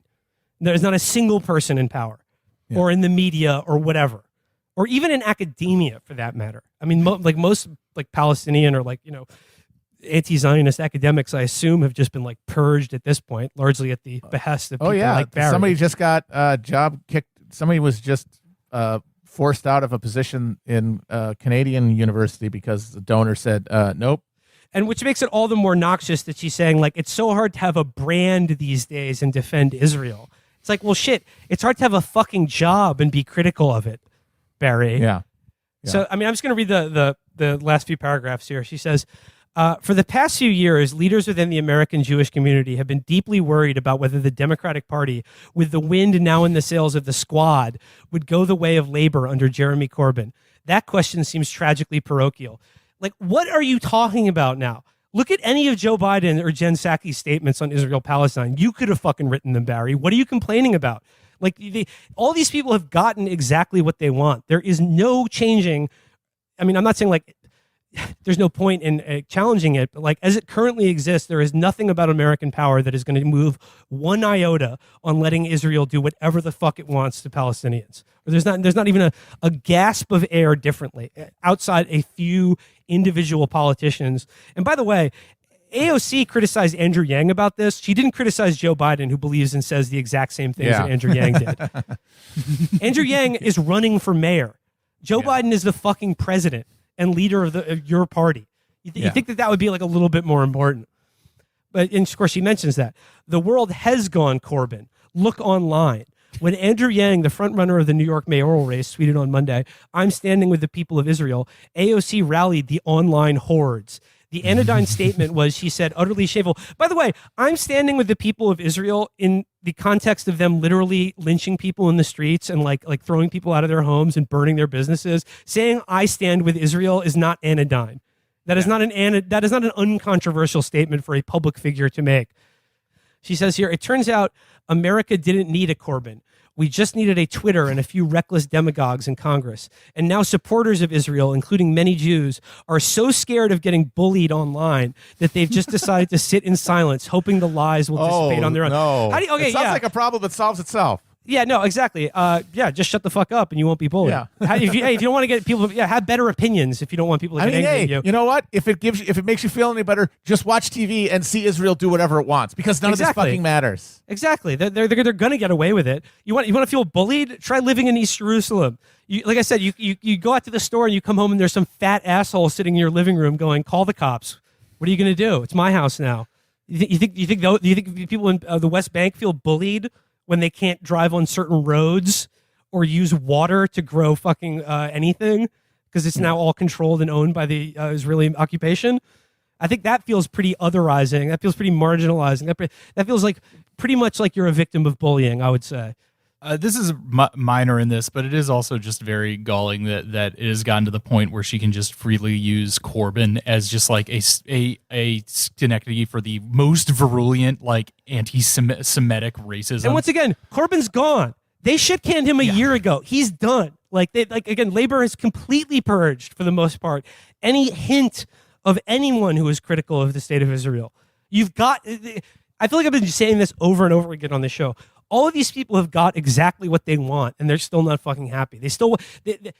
They got exactly what they want as it terms power, policy, and what really matters, and the ability of the state actors themselves, the people who represent them, to absolutely dominate, exterminate, kill, brutalize people who you don't feel that way about. But that's not good enough. They want to be hailed as heroes and be called brave and moral and courageous for doing all this shit. So that's why you got to go back to the first question that we were asking about Substack. Is when she reads her Substack comments and everybody's like, "Yeah, right on. You're absolutely right. Israel has the right to do everything it does." Then she's in her own twilight zone. Well, no, but then she goes on then Instagram she's gotten and TikTok. everything she's wanted. Yeah, but she's built that space for herself, and then has to go and finds it so dissatisfying to actually have everything reaffirmed that you have to go seeking out all the places in which you have where you get you need some friction. Yeah, exactly. Wow. And then she has to write her post about it. What a shock that a ardent Zionist would curate for themselves let's say, a space, a zone of control which they're in charge of, but then continually want to expand the borders of that space over other people who feel differently. So yeah, she just says in clothing, the truth needs people who are willing to stand up for it. It needs people willing to publicly resist moral perversion and nihilism, people willing to fight for a sane future. And that's why I'm writing this, and that's why we're trying to start a family. I'd be like, start your family in Israel if you love it so much. Move there. Honestly, but, that wouldn't make her happy either. I mean, because let's be honest, a pretty rotten country and shitty place to live. Just another quick rhetorical question. She began and ended that piece with saying that she saw the lies and mistruths that she needed to represent with facts, and then ended it with facts. Did any part of that article have like a thing that she could claim was a non-truth or a lie or a fact or a misstatement that she refuted with a fact? Probably. I mean, I don't know. I skipped a lot. I skipped over a lot of it. I mean, only in the sense of like the algorithm that we're talking earlier, like the arguments and refutations and sort of like the Hasbara line that you've heard a billion times before, that like, in their mind has like the veneer of like a logical argument or like historical credibility. But I mean, we all know, again, like these aren't arguments. They're not designed to be resolved through debate or otherwise. They're just designed to just like I said, keep people just walking in circles to avoid the obvious truth about like, look, Israel does exist, but like I'd be happy with them, whatever. Like you do whatever you want. I just don't think like we should be funding them to the tune of $3 billion a year. If they want to exist, they should exist on their own, like every other fucking state. And as long as we are which is why, there's the other line. Oh, why are you complaining about Gaza, but not what China is doing to the Uyghurs or whatever? And it's just like, I'm not, my government that I'm a citizen of, like, isn't giving China billions of dollars a year to fucking put Uyghurs in concentration camps in the first place. So like, don't fucking, Israel is a special case if you're an American, because our government is like the most important reason why they do everything. They're allowed to do every single thing they do. As Joe Biden said back in the 80s, if Israel didn't exist, we would have to make it. There's no apology to be made. None. It is the best $3 billion investment we make. Were there not an Israel, the United States of America would have to invent an Israel to protect her interest in the region. Oh, right. He did say that. That's incredible. He was like, I'm tired of apologizing. We got absolutely nothing to apologize for, man. It's the greatest deal you can get. Protecting our interests in the region. Ugh. I know that's not the point of that clip, but if you guys watch that clip, it's just every time you see him from the 80s, my man is plugged up on the top of his dome. Yeah, he was totally bald. He had the shine going on. He had the diffuse Lex G hair loss, and then he just decided, nope, I'm going to... To me, that's one of the most psychotic things you could do, is you're famous and you just decide to get hair plugs, and then what? People are just supposed to pretend it grew back. Don't look completely different? Jonah brought up the Financial Times. So for the second half of the show, I sourced an article, a very good article from the Financial Times this week that I think will make for a very interesting sort of wine entree pairing with our interview half of the show. This is headline here. Financiers find safe space for Milken Jamboree at the Beverly Hilton. Inflation is a concern at the first pandemic-era event, but so is cancel culture. So this is the Milken Jamboree, and I've been trying to get tickets to that. I need a miracle. I've been standing in the parking lot. Just give me tickets to the Milken Jamboree. Is this a reference to Mike Milken? Yes, the king of junk bonds, the creator of junk bonds. Jesus fucking Christ! And the funny thing about this, like, this is just openly the Milken Jamboree. That's just like. This is a conference for crime and criminals. Yeah. This is like when the like if every Batman, like the Rogues Gallery is like, welcome to Joker Fest. Speaking at 2:00 is Two-Face, and after that we'll be hearing from the Riddler. But yeah, so this is like a big fun event at the Beverly Hilton. So I'm just gonna read here from the Financial Times, which I swear to God, if the New York Times had covered this same event, you would not be you would not get some of the details that you get for the courtesy of FT. So it begins, for the first time in 2 years, the Beverly Hilton Hotel in Los Angeles played host this week to one of the most gilded events in high finance. More than 2,000 people gathered at the Milken Institute Global Conference, the elite get-together organized by the one-time junk bond king, Michael Milken. There were moments of tension during the panel discussions in spacious ballrooms, as well as quieter gatherings on the on-site bar and more exclusive parties high in the hills. Rising inflation and supply chain malfunctions were threatening a 40-year bull run in the bond market, the attendees worried. Nosebleed asset valuation left money managers with little to buy.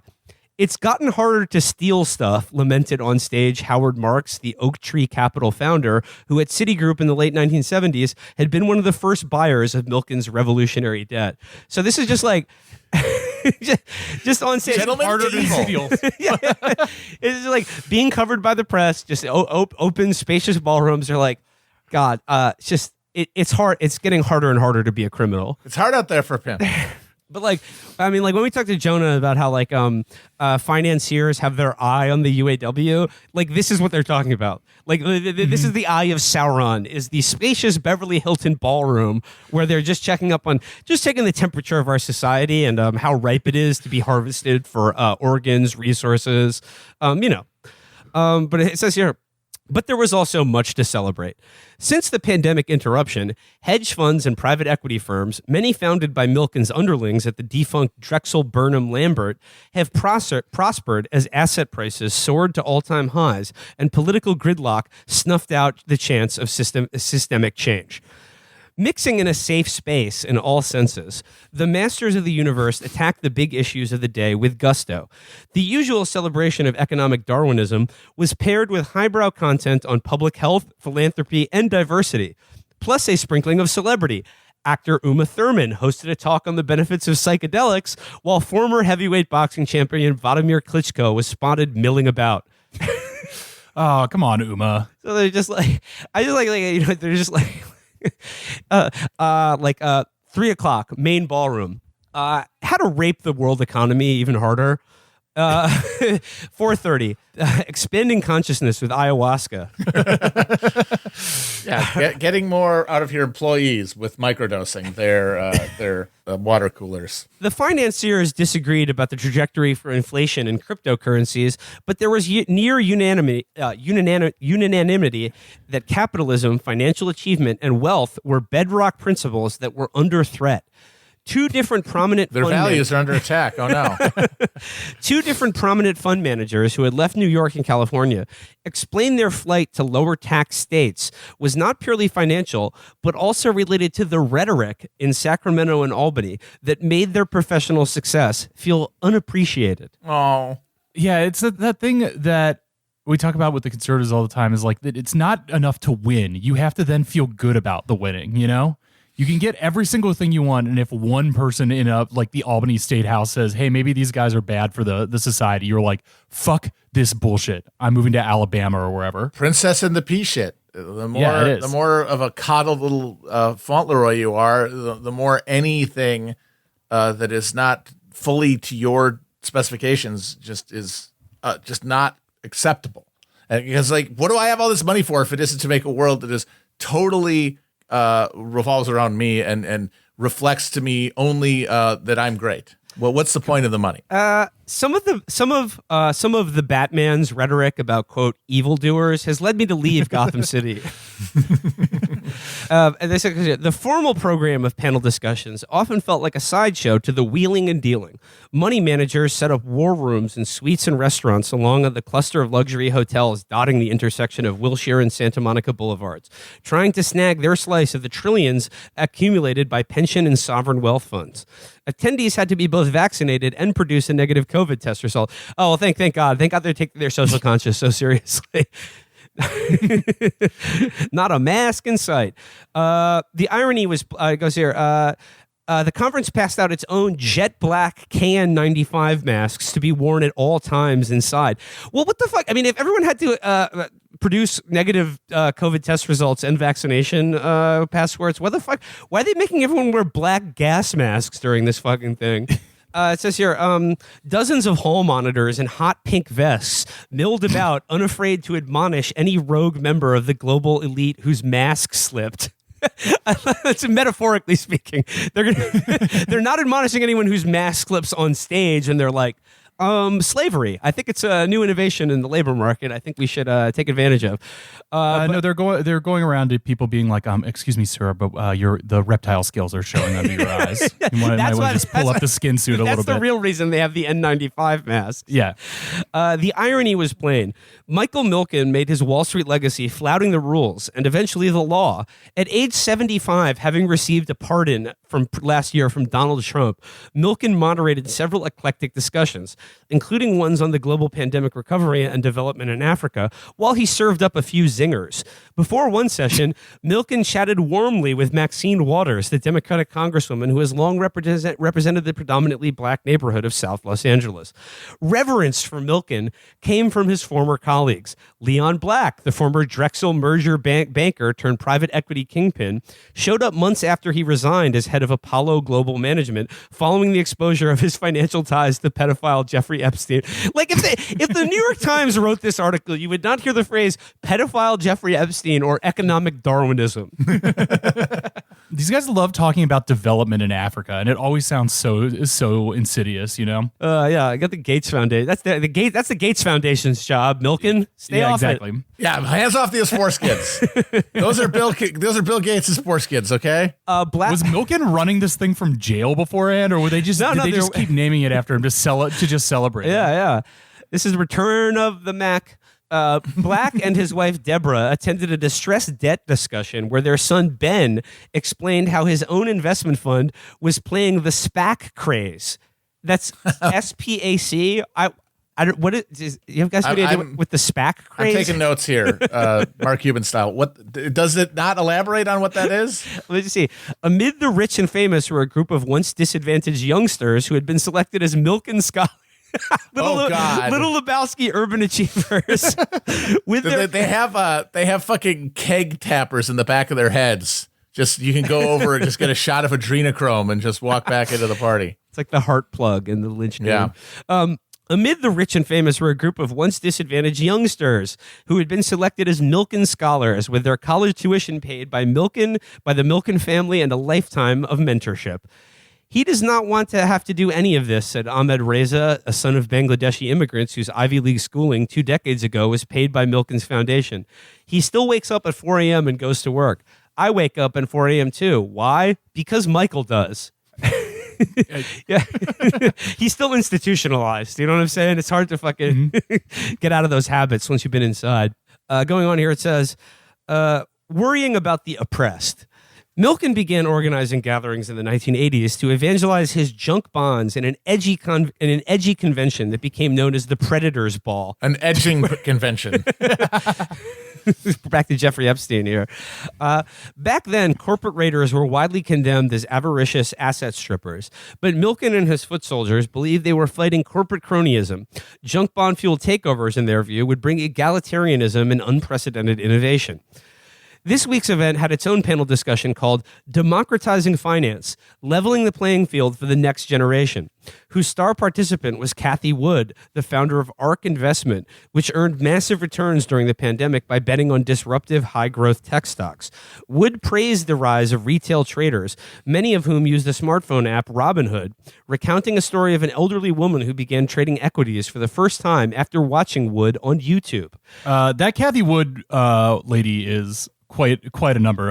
TrueAnon has done a few episodes on her, and there's a lot of background about her. She is wild. I would recommend looking up the TrueAnon episodes on Cathie Wood. It says here, despite a roster of attendees, which was unsurprisingly predominantly middle-aged, white, and male, the event debated the plights of marginalized groups. The discussion typically defaults awesome or merely cool. How can we optimize the marginalization? Are there opportunities left on the table for marginalizing? Well, it says the discussion typically defaulted to market-based solutions. Oh, what? I can't believe it. Such as the panel investing in growing wealth for women of color.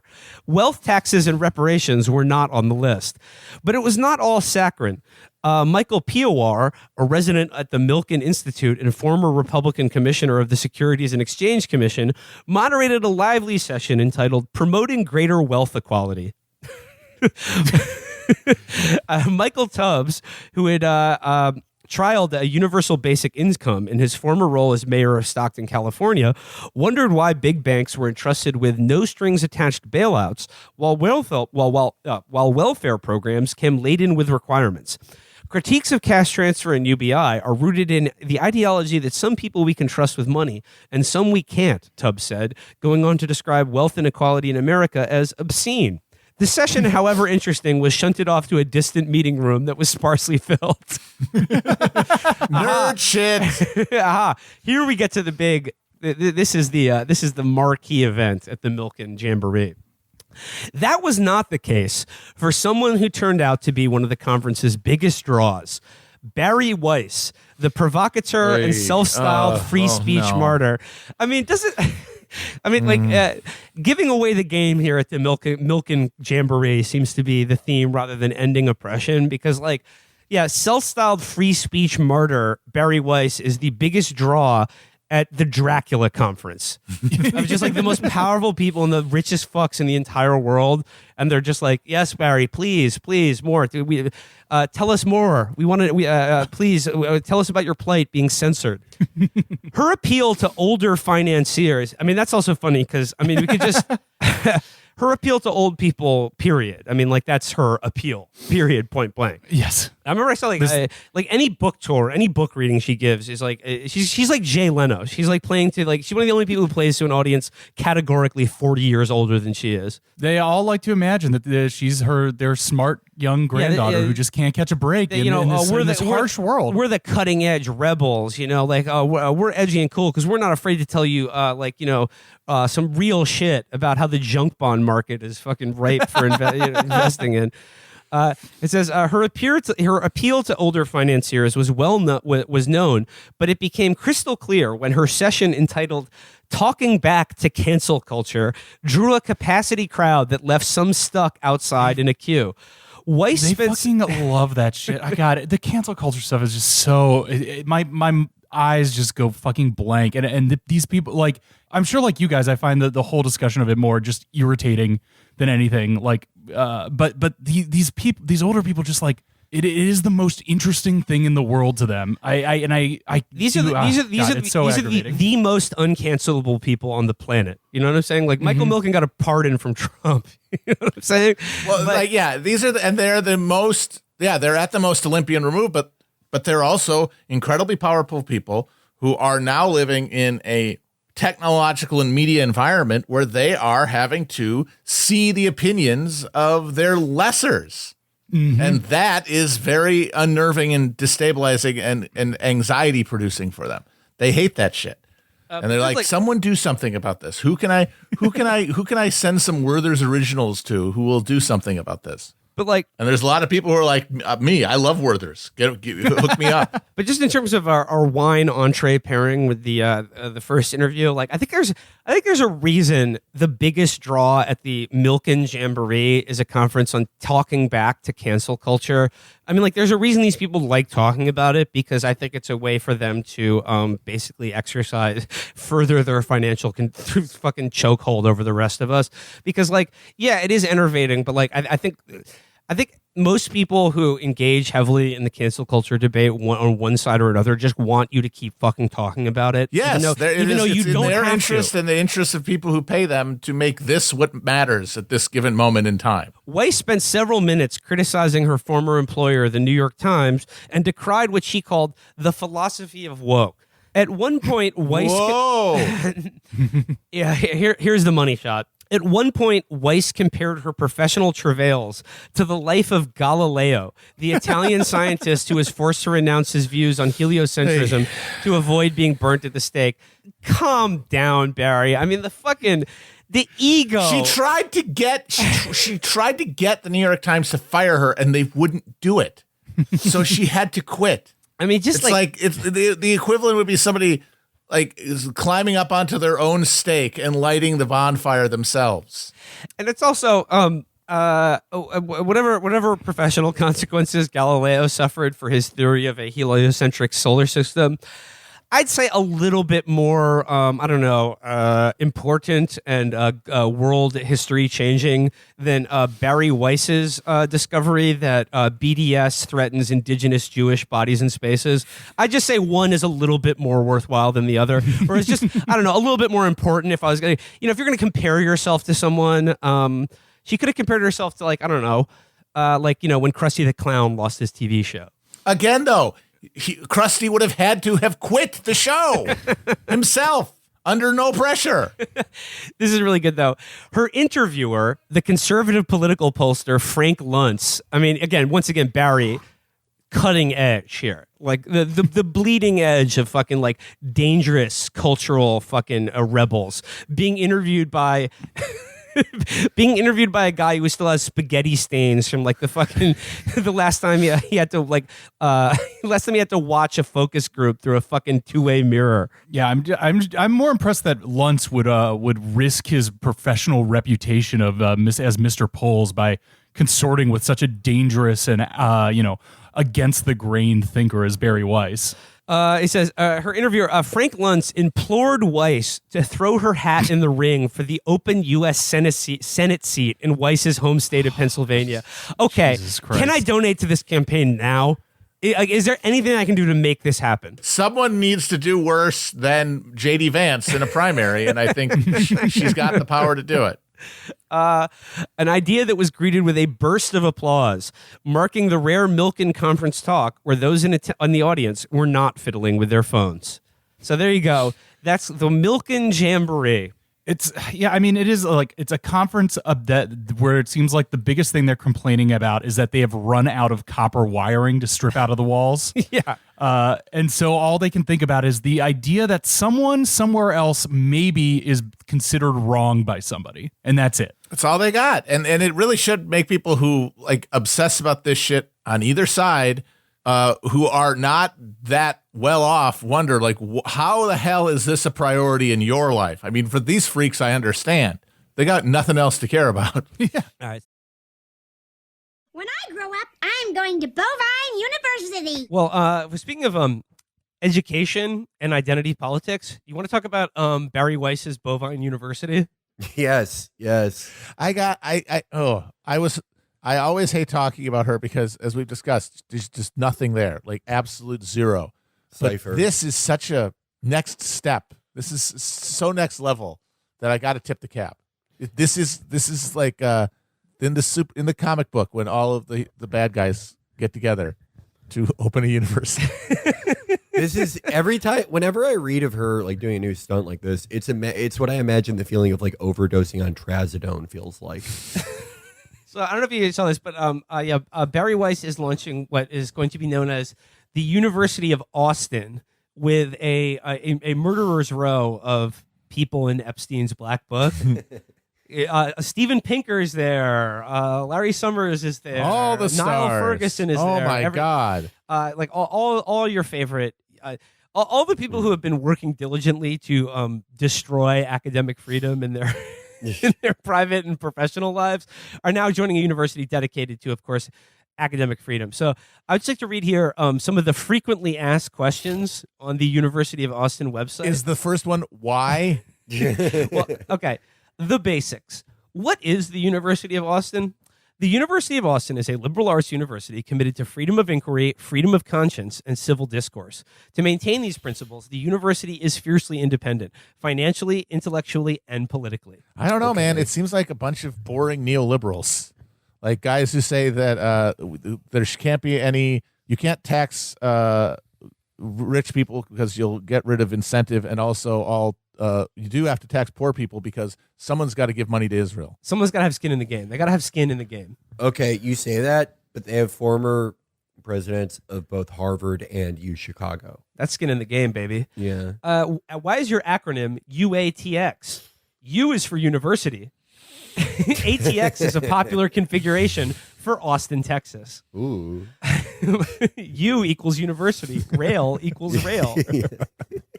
What do you stand for? She is so fucking vacant. Just an empty cave. Fucking. What do you stand for? In a word, truth. In a few more words, the fearless pursuit of truth. But perhaps you'd like a slightly longer answer. Not really. That's not. UATX is committed to freedom of inquiry as the precondition for the pursuit of truth. This is just restate. This is like padding out an essay. Yeah. This is teaching kids how to fucking stretch a word count. Webster's defines truth. Others have abandoned this core mission of the university. It is the very foundation of our school and the reason we believe the most curious, innovative scholars and students will want to join us. Do you have a physical location? Yes. Our headquarters are located in Central Austin, 2112 Rio Grande Street, Austin, Texas. We are in the process of securing land for in the Austin area for a campus. Does the university have any political or religious affiliations? No. The university will be fiercely independent on all matters. Do they take Bitcoin for tuition? That's all I want to know. I will be emailing their business coordinator for my new comedy tour, my Nuke Tel Aviv tour. It goes, why Austin? If it's good enough for Elon Musk and Joe Rogan, it's good enough for us. Cool. Awesome. Hell yeah. Epic. How much is this ever good? So she hasn't bought the land. No one's bought the land yet. Matt Brunig looked this up. He Google mapped their headquarters, and it is just a house in Austin. No, yeah, this is not going anywhere. This is nothing. Like, this is why Tariq Nasheed is the king, because it's like he was like, I'm going to make the museum, and he did. He bought the land. He did all the shit. He's the only Twitter guy who like actually does what he says he's going to do. Everyone else is like this. They like found the cheapest house on Zillow and was like, oh yeah, this is a university. This is bullshit, man. Yeah. This is bullshit. No, he says, why Austin? He goes, yeah, good enough for Elon Musk and Joe Rogan, but seriously. Texas is experiencing a historic boom in talent and capital. Mm-hmm. Austin, in particular, is a hub for builders, mavericks, and creators, the kind of people our university aims to attract and from whom we want to receive guidance. Just don't get pregnant. Nearly every university says it stands for freedom of inquiry. What's different about your university? We mean it. Well, never mind. We are alarmed by the illiberalism and censoriousness prevalent in America's most prestigious universities and what it augurs for the country. But we know that there are enough of us who still believe in the core purpose of higher education, the pursuit of truth. That's why we are building UATX. At each stage of the construction of our university, I mean, not actually being constructed physically, from hiring staff to building the curriculum to admitting each student and faculty, we shall ask ourselves, are we serving the pursuit of knowledge? If the answer is no, then it will not have a place at our university. Okay, next thing, accreditation. Are you accredited? UATX is seeking accreditation as a private post-secondary educational institution from the Texas Higher Education Board and initial accreditation through the Higher Learning Commission, an accreditor recognized by the United States Department of Education and the Council for Higher Education Accreditation is an assigned regional accrediting organization. Doesn't it take some universities a decade to receive accreditation? Our conversations with our accredited partners lead us to believe that we'll have a much shorter time frame than that. This is like Theranos for education. They're like, it will work eventually. We have been assured that we will be accredited in half the time that it takes a traditional non-knowledge-based university to achieve.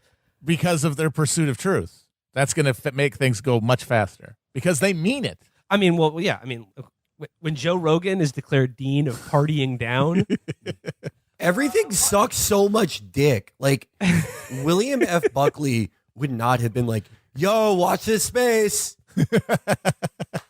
Like, what the fuck is this? This is nothing. You're an asshole.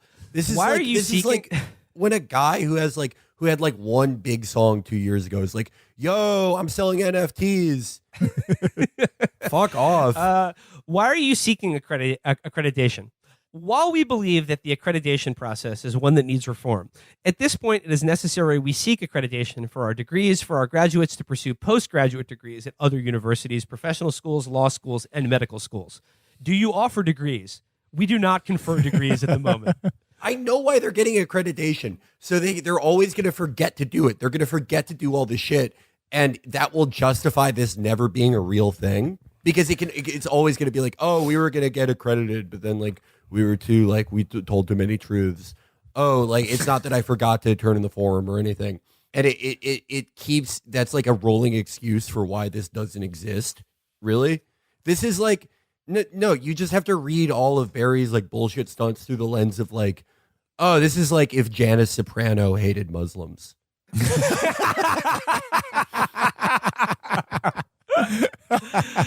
So here you go. They do not offer degrees at this Okay, moment. so that means they can't do the thing that universities are actually for, which is get you a job. So suck my fucking dick about truth. So what do you what do you offer? I think this would be like the most frequently asked question. What is it you do here? It all begins this coming summer. We will offer a summer program for college students called Forbidden Courses that invites top students from other universities to join us for a spirited discussion about the most provocative questions that often lead to censorship or self-censorship in many universities. So are we getting credit for any of these forbidden courses? No, but you're accessing delicious forbidden knowledge. Yeah, you're accessing delicious forbidden knowledge. In Niall Ferguson's forbidden course, King Leopold did nothing wrong. In the fall of 2022, we will begin offering several MA programs, starting with entrepreneurship and leadership. I'm majoring in leadership in college. You made fucking upscale Trump University, you dumb piece of shit. This is gentrified Trump University. Like Trump University, at least, like they had a deal. Like, we're going to teach you how to like flip houses or something. This is literally, I have a leadership degree. At least at Trump University, you could get your photo taken with like a cardboard standout of Donald Trump. Yeah, that is something.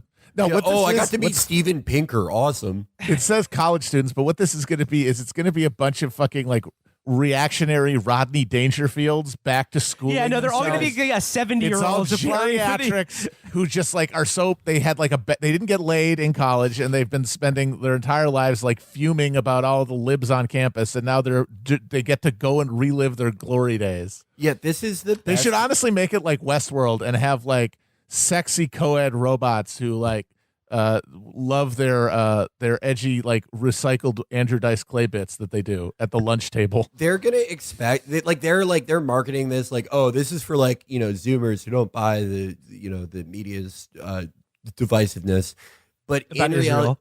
about Israel. But in reality, yeah, it is gonna be someone's like dad who like rediscovered his own Judaism when he was 57, but like does it like loves Bari Weiss but doesn't know she's a lesbian. It's just like always just like trying to get into her like twice a year she actually shows up there to be like, you're a firecracker. Have you ever been with an older guy? Oh, what's this? I'm seeing that they will be offering a special course in the mental verse being taught by Sam Kinnison's character in Back to School. You will be able to be taught history by the ghost of Sam Kinnison living in the mental verse. Finally. I gotta say though, forbidden knowledge, I'm intrigued. What is your MA in entrepreneurship and leadership? Our MA in entrepreneurship and leadership asks the big questions. Immerse students in world-class experiences and train students in the skills necessary for public and private leadership. I'd like to know a little bit. I'd like to have some details here. World-class experiences. World-class experiences. And training students in the skills necessary for public and private leadership, such as students will study fundamental texts in small seminars, network with the great private and social entrepreneurs, and acquire a tailored set of competencies and skills. The program will culminate in a practicum where students will engage in real-world projects and work closely with entrepreneurs. Oh my God! This just sounds like they're all going to end up like going to a crypto island in Indonesia and having their organs removed. Well, they will be going to an island. It's not Indonesia. Yeah. though. This is like just do Andrew Tate's War Room. Yeah. Like, damn, that's such a better deal than this. Absolutely. Shit. Like if you're paying to go to Austin and not Romania, if you're finding out about how to do fucking entrepreneurship and not drop ship, you're a fucking chump. Cobra Tate has a Bentley. None of these people drive anything cool. The fuck? I gotta say, that's true. Niall Ferguson does have a leader that he's born about. He's carried around by students on a chair. I mean, I was skeptical of this when he first started reading about it. When I heard about the world-class experiences, I got to say I'm intrigued because those are my favorite kind of experiences that generally are the ones that are world-class. I like a middling one. But you know what? Like, just reading this frequently asked questions here. Like, I mean, the most padded out essay, written by like a ninth grader. Yeah. Like just being like, we're gonna synergize opportunities Yeah. Yeah, this is a ninth grader trying to, like, the night before it's due, write an essay on The Great Gatsby or something like that.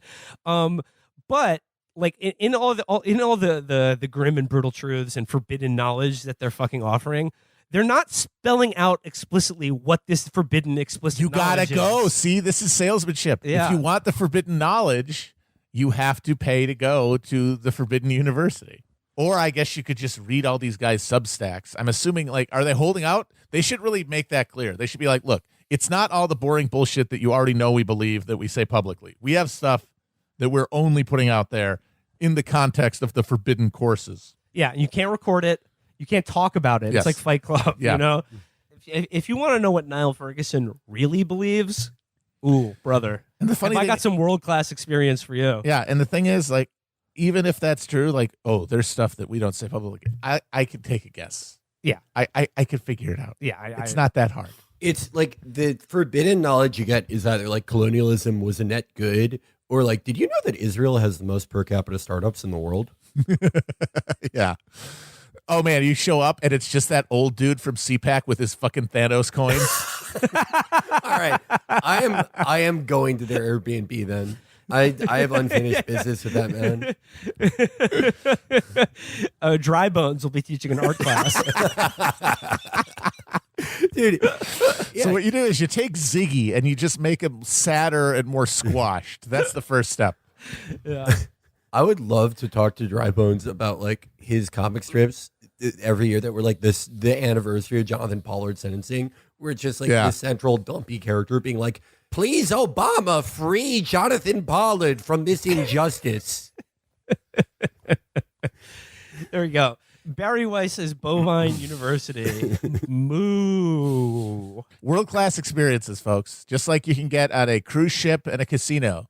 I enjoy that part of it because it really does underline how now all these institutions are just, it's all the same deal. It's getting bored rich people to spend money standing around in a conference room somewhere. And if you can get them to do that with either forbidden truths or the loosest slots in town or a dynamite seafood buffet, then you're set.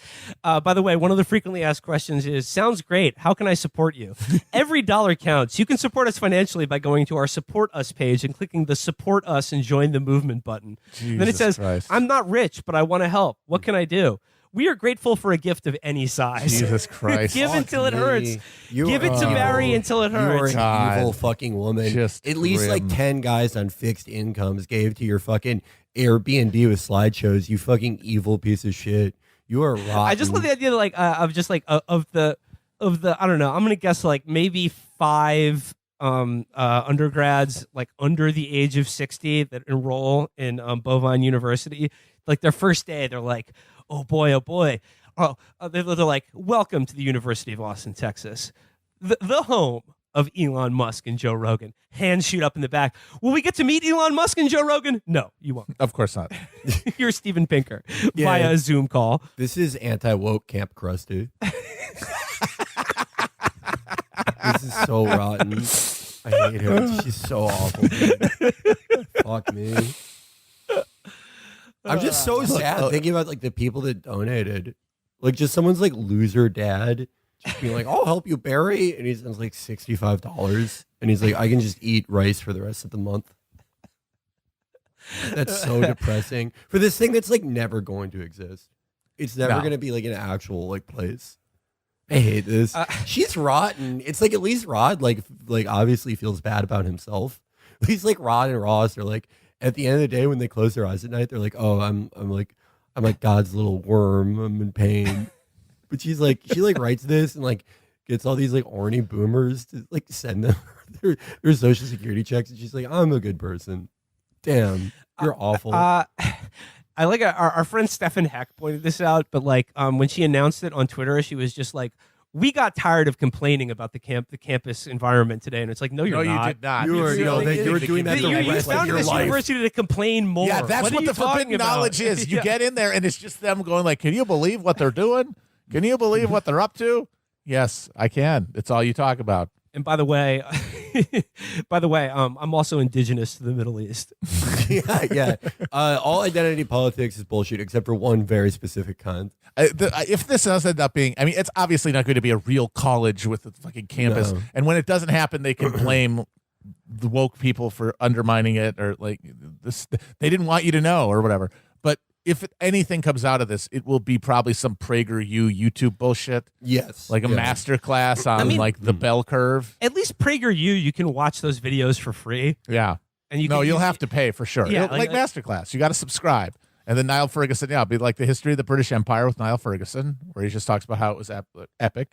And Bari Weiss just like going through like all of the campus like clubs and the Ivy League and just reading them out while steam shoots out of her ears. It'd be really great stuff. Forbidden knowledge. Robert Zimmer, former head of U Chicago, will teach you how to get pussy. It's a special joke for people familiar with U Chicago lore. And by the way, Chapo will be offering an MA in podcasting. our soon to be accredited online university. Yes, podcasting, pod leadership, leadership podding, vaping. Yeah, I will sign to Bari Weiss's Craigslist University, Craigslist Sublet University for 50 bands. Why are we headquartering in Brooklyn, New York? Well, if it's good enough for Eric Adams, it's good enough for us.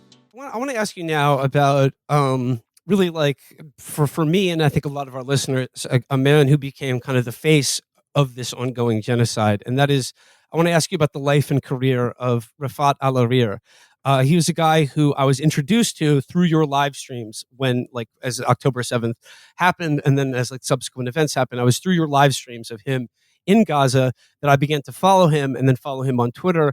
And it was someone who, like, I don't have any personal connection to Israel or Palestine, but he was like rendered a human face in real time, someone experiencing this. And when I learned of his death, killed by Israeli forces, I felt like, grief-stricken in a strange way, despite the fact that I only knew him through his posts. So I was just hoping you could share a little about how you came to know and work with him, and just like what he was like as a person, and how his work has become like really a global call, like a rallying cry for the Palestinian people. I think what often happens after someone dies, and in this case was murdered, Refaat Alareer was murdered on December 6, 2023, in a targeted missile attack on his sister's home in Gaza, killing him and several members of his family, though not his wife and children. They were in a separate location. And this was after a campaign of incitement by, among others, Bari Weiss, over a post he had made, one of his typical funny, ironic posts. You would have enjoyed very much having him on this show. I wish you could have done. Yeah. He's an incredibly funny person. And he made a joke about the fake atrocity story of a Jewish baby being cooked in an oven by Hamas on October 7th. And so Bari Weiss stirred up all this fake outrage. And look how he's talking gleefully about cooking a Jewish baby. He was making a joke about an atrocity story that never happened. And he was murdered in part for that, I'm sure. I want to say, and I take responsibility for saying it, that I believe that Bari Weiss, not alone, but Bari Weiss has some of Refaat Alareer's blood on her hands. But he was a professor of English literature at the Islamic University of Gaza, which has now been completely destroyed, like all the other universities in Gaza, by the Israeli army. He was a writer, he was a poet, he was a mentor to hundreds, if not thousands, of young people in Gaza who he really believed had the power to tell their stories and tell the stories of the Palestinian people to the world. And so he almost single-handedly brought the idea of English, learning English as a tool for Palestinians to communicate with the world, to Gaza in a way that was incredibly effective. So I'll give you an example. Probably if you go to our publication, the Electronic Intifada, on any day, you will see on the front page stories written by young writers in Gaza. Most of them were Refaat students. And on social media, it's the same. Most of those you see tweeting in English from Gaza were very likely Refaat students. He had an incredible impact. And throughout this war, from when it started, we were in close touch. We were on WhatsApp all day, every day, except when there were cutoffs. And he kept me sane. I mean, it's funny to say that because he was relating being in the most horrifying circumstances. His home was bombed, and they narrowly escaped death when they evacuated their home for the first time. Several of his neighbors were killed in that attack. That was in mid-October. And then they escaped to another location in Gaza City, and then another one, then another one, till finally the Israelis caught him and killed him. But throughout that, he kept his humor, he kept his strength. You saw his posts, how even when he knew the Israelis would likely kill him, he never backed down. He never backed down. He decided that it was more important for him to tell the tale and to speak out than to preserve his own life. He didn't want to die. He wasn't reckless. I know he was as careful as he could be, but that's how committed he was to this mission. And in 2014, he came to the United States as part of a tour, to do a tour with a book that he edited. I have it on my desk here. It's called Gaza Writes Back, Short Stories from Young Writers in Gaza, Palestine. And it was published in English by Just World Books. And he came to the United States with two other writers, Yusuf al-Jamal, and one of the other writers in the book. And I had the opportunity to do a number of events with them in different cities in the United States and spend time with Refaat. And he was just hilarious. He was a riot. I mean, he just had fun with everything, and he had a wicked sense of humor. And I was very lucky to become friends with him. And what you learn after someone dies often, you find out so much more about them. And so many people wrote and spoke about the impact he had on them. And I'd say he was one of these rare people. I've known one other person like this, but he was one of these rare people that when you were with him or when he was speaking to you, you felt like you were the only person in the world. And he had the ability to be present for people like that, for hundreds of people, if not thousands, including during this genocide. He was an incredible person, and we miss him every day.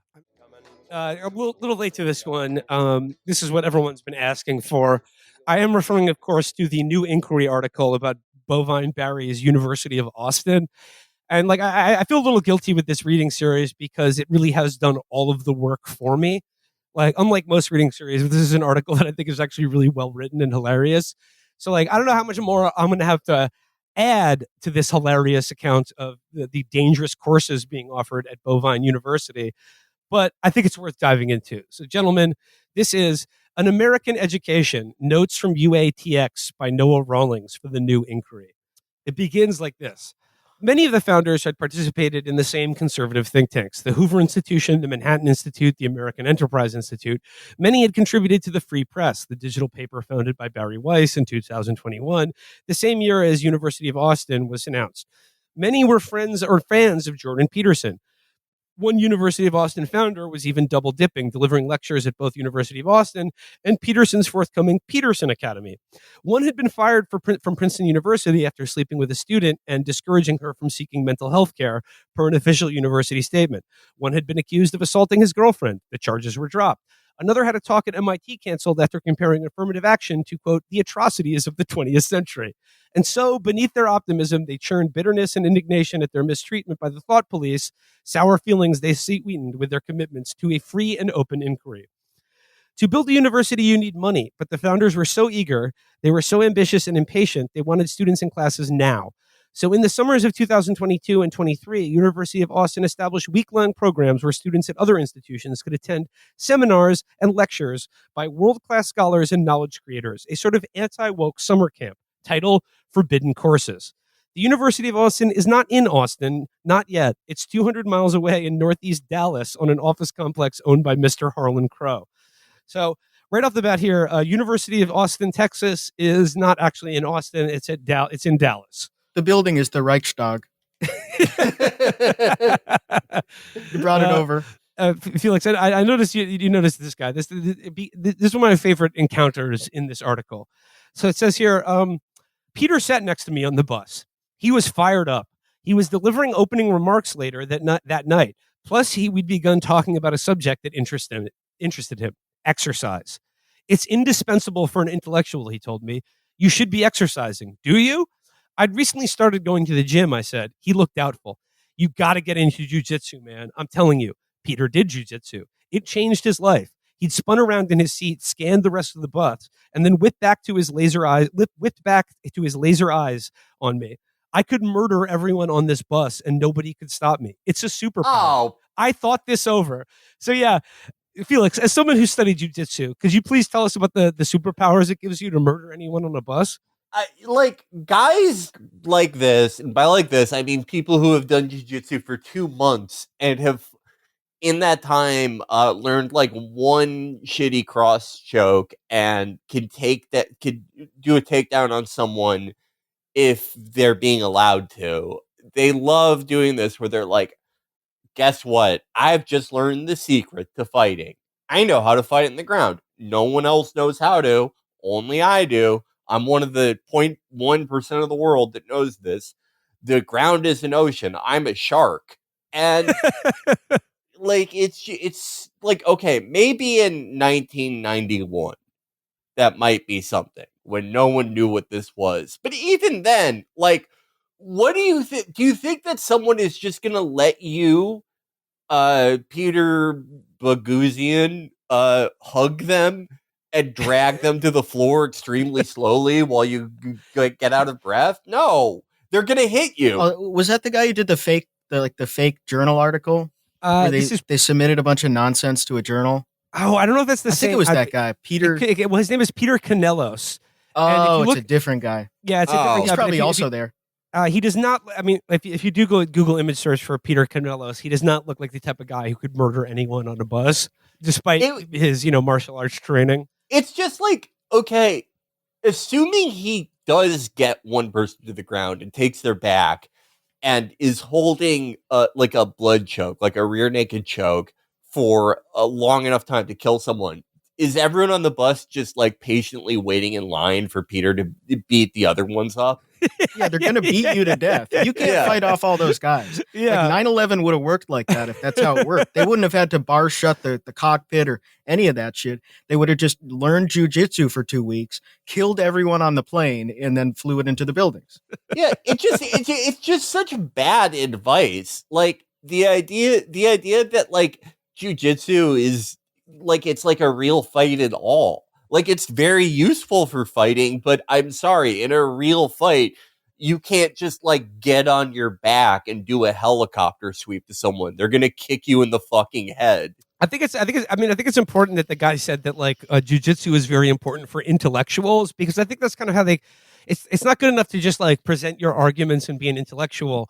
Like, the true test of debate is, can you, like, put someone to sleep in a hold or something? Like, can you break someone's arm easily? As you're talking about how affirmative action is one of the great atrocities of the 20th century. Well, when people say that, what they mean is like this annoying phrase that people would use for jujitsu. It's like a human chess match, because it's so intricate, and you have to think so many moves ahead, and it's so involved. And like, don't they actually do that though?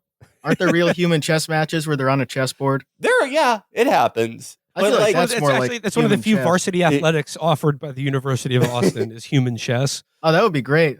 Yeah. But like jujitsu being that cerebral, it's true on like a high enough level.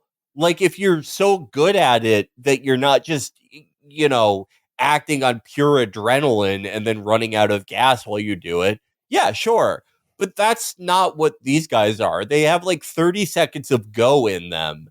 And they're not like, I'm sorry, like I don't really think you can really say that you're good at jiu-jitsu until you've done it for like a decade. You have to have actually killed a bus full of people. Yeah.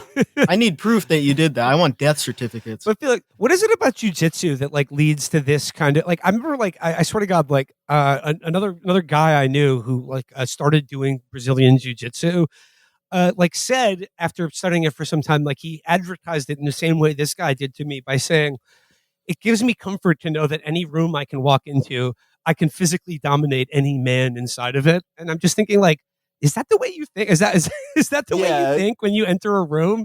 You're just like the Terminator, like sizing up who here I could best in physical combat. I need your clothes, your boots, and your motorcycle. Which man in here is a sub that I could dom? Yeah.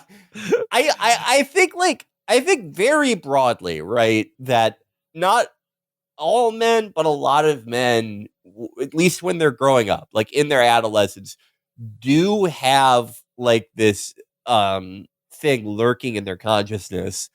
Like, what would happen if I had to fight this guy or this guy? Any man they come across, right? And hopefully you get that out of your system. You stop thinking that way by the time you're an adult, or even by the time you finish high school, hopefully. Yeah, for me, it's just run between their legs. But like the reason, careful, Alex. If someone extends their arm and holds your head, they can completely neutralize any attack that you may offer. Oh, there's a jujitsu move for that. But the reason that any type of fight training is good is because, like, if you're a man who thinks that way, you have this fear your entire life that like someone's gonna beat you up and you'll like have to kill yourself or kill them or something, because it's like, it's like they violated you. But once you train and you realize that you suck and someone does dominate you, you're like, oh, okay, that like wasn't that bad. Like, I'm not very good. Okay. And I can learn to get better. And hopefully that gets that kind of thinking out of you. Hopefully after that, you don't go into a room as an anti-woke professor and go, oh my God, would I be able to fucking kill Brett Stevens? Yes, is the answer to that question. Yeah, actually thinking about that room, I'm thinking about those people. I don't know. Yeah. Yeah, hopefully once you graduate from the University of Texas, Austin, you'll be able to enter a room and just wonder, how many of these men could I be friends with? I think that's a healthier mental attitude to have. But Peter, the jiu-jitsu fighter, so it goes on with him. It says here, oh wait, no, this is a different guy. Pano Canales, president, stood up. It was time for the opening remarks. Our chatter lulled, and he began to speak in gentle, benevolent tones. He told us that we weren't starting a university. We were a university. This is what a university looks like. People coming together for conversations, much like the one we'd been having over our complimentary chicken dinners. Dialogue, he said, from the Greek logos, two rational beings engaged in rational discourse. He smiled. We smiled. And with little further ado, he introduced Peter, whom the other students had not yet had the good fortune of meeting. Peter, Pano told us, was kicking butt in the righteous name of freedom. Peter springs to the center of the room. The air pressure changes, a buzz, a hum, a current about us. He brims with a frenzied energy. Something is happening. He is going to give us a taste of what's to come, he says. This is the kind of intellectual activity we're going to experience at the University of Austin. We're going to grapple with big issues. We're going to be daring, fearless, undaunted. We're going, he says, to do something called street epistemology. Oh, street, it's the street sophist is in the house, and like, yeah, it is basically what you'd imagine. What is street epistemology? He'll demonstrate. It's one of two things he does. He says, the other being jujitsu. Jesus Christ! I'm beginning to understand why this guy needs to train himself to have the ability to kill any human being he encounters, because what he does is just annoy people on the street. So he says here, I don't have a life, he says. I talk to strangers and I wrestle strangers. Shut before we can do up. Aren't you a professor or something? I hate that. Isn't this guy supposed to be a professor? What do you're going out on the street and beating people up? I hate this so much. I hate it when someone does, like, some fucking old guy does jujitsu for like 6 months and they think they're a Brazilian named Pythagoras Molar. You're not fighting for your next meal. Shut the fuck. Like, any junior varsity lineman would beat you up. Shut up. Well, they do get a chicken dinner. It's a phrase I haven't heard since 1922. You get a chicken dinner. Winner, winner, street epistemology. So he says, okay, he's going to demonstrate what street epistemology, he says. But before we can do street epistemology, Peter needs to think of some questions. He turns his back to the audience, hunches slightly and strides, stroking his chin. He is Rodin's thinker set in manic motion. He is a relentless logician in his study at midnight. He is a frantically philosophical gremlin. Bam! He wheels around and stalks forward and slings his index finger out toward a student, demands of him whether climate change is real, and how certain is he, and why. Bop! He points at another student, asks whether gender is a social contract, whether trans women are women. He cites Socrates and the 7 habits of highly effective people. He staggers and weaves as a boxer dances. So Peter lectures. He is the professor you never had. He is a squall of raw intellect. He is Robin Williams in the Dead Poets Society, but ripped. He is putting a gun to the head of your most precious assumptions. And then it is over. That, we have learned, is street epistemology. Is he asking the hard questions of another and not refuting them when you disagree, but continuing to ask why and how certain are you until the temple of their convictions crumbles and you can help them build a newer, sounder one? Man. I gotta say, the Spartans, and they didn't do many things right, but making Socrates kill himself is probably the one good thing that they did for history. Because I can't stand this Socratic method bullshit. Yeah. He did it on purpose for attention. Okay. He was like a proto saint. He was like, don't make me kill myself. Oh, I don't want to die for my beliefs. No, I don't want to live in infamy. That's it. I mean, like, killing yourself back then was kind of a wash because, like, what is being alive? Yeah, you would have been dead by now anyway. Yeah. Oh no, I don't. No more amazing years sleeping on my stone bed in my house that's just a bunch of columns and no walls. One thing I do notice is that they're clearly doing affirmative action for Greek people. Because all these people are Greek, and it's because, it's the academy, it's classical. It's like the human version of putting all those pillars in the White House and the Capitol building. Yeah. It's like a reference. Oh, we got to get all these Greek guys. I see what you're doing. And with street epistemology, you can also, after you intellectually dominate someone, you can engage in fraudage with them as well. Going on, it says, there were other classes. The psychology of morality with psychologist Rob Henderson, a would-be Jordan Peterson. Science and Christianity with geophysicist and IQ fetishist Dorian Abbott, whom you could hear say things like, I hate feminism, a grin twisting on his face. Anglo-American grand strategy, in which some 20 young men listened to historian Walter Russell Mead explain how the West had gained geopolitical supremacy over the past 300 years. You could enroll in only one of the 4 forbidden courses, but I heard about Anglo-American from my roommate at the Hilton, Antonal, Ralph. He was an excitable young man from the Midwest who'd been a poll worker and a middle school math teacher. His plane to Dallas had been delayed, so I didn't properly meet him until the evening on the second day. I walked into the hotel room and found him staring out the window. He turned as I walked in, then turned back to the window. Whoa, oh man, look at this. It's a huge pool. Below us sprawled the hotel's Jade Waters Resort pool complex. There were slides and a lazy river. Do you think we have access to that? I didn't think so. Dang. We talked about 4 schools of foreign policy: Hamiltonian, Jeffersonian, Jacksonian, and Wilsonian. He told me after the first day of classes. We listened to songs. That was great. The songs were a reflection of each school. He liked Merle Haggard's Okie from Muskogee best. It represented the Jacksonians. He pulled it up on his phone. That's so stupid. Wait, I need to know the song that represents Wilsonian foreign policy. Oh, I don't think you would. It's a Johnny Rebel song. Yeah, it's something about Mammy and the Plantation. It's something you can't play on the radio anymore. The 2 Wilson songs are, Song of the South, Johnny Rebel, or, that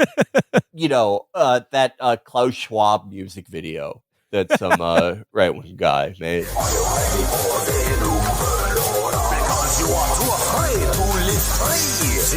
Schwab und ein Herz to say, you must give more of your rights away. That is so stupid. Jacksonian ideals through a song that came out in the 60s?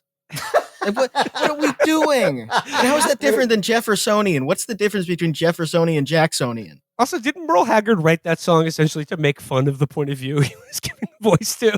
Yeah, I also I like how this ostensibly is supposed to be like a very heady pursuit. You know, we're only doing this because there's no more real learning at liberal colleges, but then they're doing the equivalent of rolling the TV out. Yes, for the every reading class for the slow it's just class. high school. Yeah. Like the Anglo-American supremacy of the last 300 years. That's just regular textbooks from when we were growing up. Well, like, not anymore, I don't Alex. think that was like that much better. It didn't make me like a better person than the kids today, where they have a part where it's like, it was very bad what we did with Manifest Destiny. The Trail of Tears was really bad.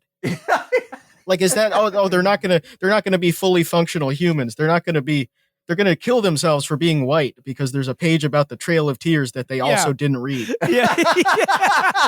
No, when I was reading this, I just thought, like, I had the exact same thought that every single class at the University of Austin is when the substitute teacher wheels in a TV and you watch like a National Geographic documentary, or for when I was growing up, Indiana Jones and the Temple of Doom for some reason. Oh man, there are some unjustifiable things that teachers show kids. In 6th grade, we had a teacher show us Pay It Forward, and even as like an 11-year-old, I was so fucking mad. I was like, this has nothing to do with learning. This is just stupid. I think we were showed the Indiana Jones movies because they had some semblance of historical fact in them. Yeah. The part about how Covenant. the part about how Indian people eat monkey brains. Exactly. Yeah. Hey, well, I mean, that'd be good at the University of Austin. You know, I guess a so. classic view of the Indian thuggy culture. At the University of Austin, they still have those National Geographics with the ladies with their tits out in Africa. You can still look at those during recess. Okay, going on here, it says, one student, bravely reviving the pseudoscience of physiognomy, said that if your index finger was longer than your ring finger, that probably meant you were gay. This is literally the shit. If you put your hand over your face and it covers the entire face, that means you're gay. Another brave Forbidden Courses lecturer asked to induct students into the Pen 15 Club. I can't believe that's what they're teaching. Yeah. Physiognomy. You can just make shit up. You can just say whatever. Someone else claimed that 20% of Gen Z identified as LGBTQ. There's no way a society can evolve if 20% of its population is gay, another student added, shaking his head. Is it really only 20%? I thought it was like 40%, honestly. Well, what is this going over? There's simply no way a society can evolve if 20% of it is gay. What do you mean evolve? Start checking index fingers now. Do they mean evolve in the Pokemon sense? They're never going to beat that gym leader if there's all these gay students. We're never getting Raichu if you guys keep having gay sex. And also, they want to go back to ancient Greece. Yeah. When 100% of people were gay. Yeah, it says evolve in this case seemed to mean stay the same or turn back the historical clock. Later, another statistic was cited. 7% of France is Muslim. Yeah, Pierre replied. That's probably because they don't want to integrate. That doesn't make sense. What are you talking about? Oh. They integrate if you just get off their ass. Yeah, they just want to play FIFA and shit. Give it a couple decades. What are they supposed to do? Are they supposed to join the French religion of like being a Catholic atheist? Of not showering? Yeah. Having narrow shoulders and marrying your daughter's friend. Casting off the church and then having to re-embrace it out of weakness. Is that the religion? Yeah. Going on here, it says, this is a different paragraph. The room set the mood. Sunk in the basement of a building modeled after Monticello, the debate chamber gets no natural light. No matter, it is not dreary. What with the electric skylight glowing yellow and blue overhead in an eternal artificial sunset, What with the walnut walls and the 75 seats before white oak desks with inlaid leather tops. Wait, they're spending all their money on fucking on lighting design and oak desks. There's no way to run an academy. Did they really recreate Monticello? Yeah. That seems kind of woke to have white people build it. Like paying white people to build that. That seems like that's not historically accurate. And also, one thing about Jefferson that I always think about is that he got closer than anybody in American history to having white slaves. That was basically his project. Was to have like 7/8 white slaves that you could legally enslave. So when it's kind of a weird counterintuitive thing. He was basically trying to find a loophole to have white slaves, and he did. So I don't know if that's woke or not. That's how much of a genius That's Jefferson a forbidden was. idea right there. That is it truly truly a is. forbidden idea. He was such a genius. He foresaw, guys who walk on the shoulder of the highway, and thought, do I have a job for them? Yeah, they're growing teeth for me. But listen to some more about the interior decoration of this place. So it says artificial sunlight, blah, blah, blah, inlaid leather tops, all oriented around an imposing stage. And then it also includes a naturalistic painting of Julius Caesar getting stabbed to death on the Ides of March. You feel teleported into some grand old political past, into the Roman Senate, say, as depicted in Spartacus or Epcot summer 2004. And if you need to leave to use the bathroom, you'll get to pass by a massive oil painting of George W. Bush making the hand of the benediction in front of the wreckage of 9/11. Okay, that's cool. I mean, like that. I think that's a very cool idea for a painting. Or beside a Madonna figure whose halo glows, I shit you not, with the Coca-Cola logo. Oh, God. Oh, my God. Yeah. No, this is all the art is like, right-wing Banksy. Just use classical art. Yeah, why exactly? Don't make new art. Why don't they just have actual like classical artwork or painting here? Why this like neon statue of the Virgin Mary with a Coca-Cola logo and like George Bush at 9/11 doing the benediction? It's so easy to get an amazing looking Blake painting where it's like a demon. William Blake was woke though, so yeah, I guess so. That's the problem. Is most of the historical artists they were woke in some way. Yeah, because unfortunately, most of the Western civilization it came out of urban centers from highly educated people who were engaging in all the frivolities of life, and it wasn't like the rural peasant in the Vendée. Going on to some of the speakers. First up, Kevin D. Williamson, a big old friend of the show. We love Kevin. I'm glad he's doing it. The writer in residence at the Competitive Enterprise Institute. I forgot about that guy. Yeah, I forgot about him too. He was wearing a salt and pepper beard, a pink shirt, and blue tie. He riffed on the topic of journalism for 30 minutes. He enjoined us to read the Bible and said, get yourself an 8th grade grammar book instead of a journalism degree. He suggested usefully that we learn something about something. He threw in a few zingers. For instance, the Washington Post published boring, dry, sterile articles, and Bernie Sanders was not as crazy as he seems. He was actually a lot crazier than he seems. Williamson shared some inspiring historical factoids like the people who wrote the Constitution. These people didn't have law degrees, forgetting the 32 framers who were lawyers. Yeah, I think they were all lawyers. You had to be a lawyer to be president until like 1900. Up next, Mr. Seth Dillon, CEO of the Babylon Bee, or the Onion for evangelicals, as New Yorker writer Khalifa Sana has nicely put it. Dillon spoke about canceling comedy the evening of the second day, scoffing at opposition to punching down in comedy. He raised his eyebrows, leered, and smirked. He demonstrated an impressive command of alliteration. Nothing, he said, undercuts lunacy and lies like laughter. He licked Elon Musk's boots, exclaiming that the world's richest man took matters into his own hands, bought Twitter, and declared comedy legal again.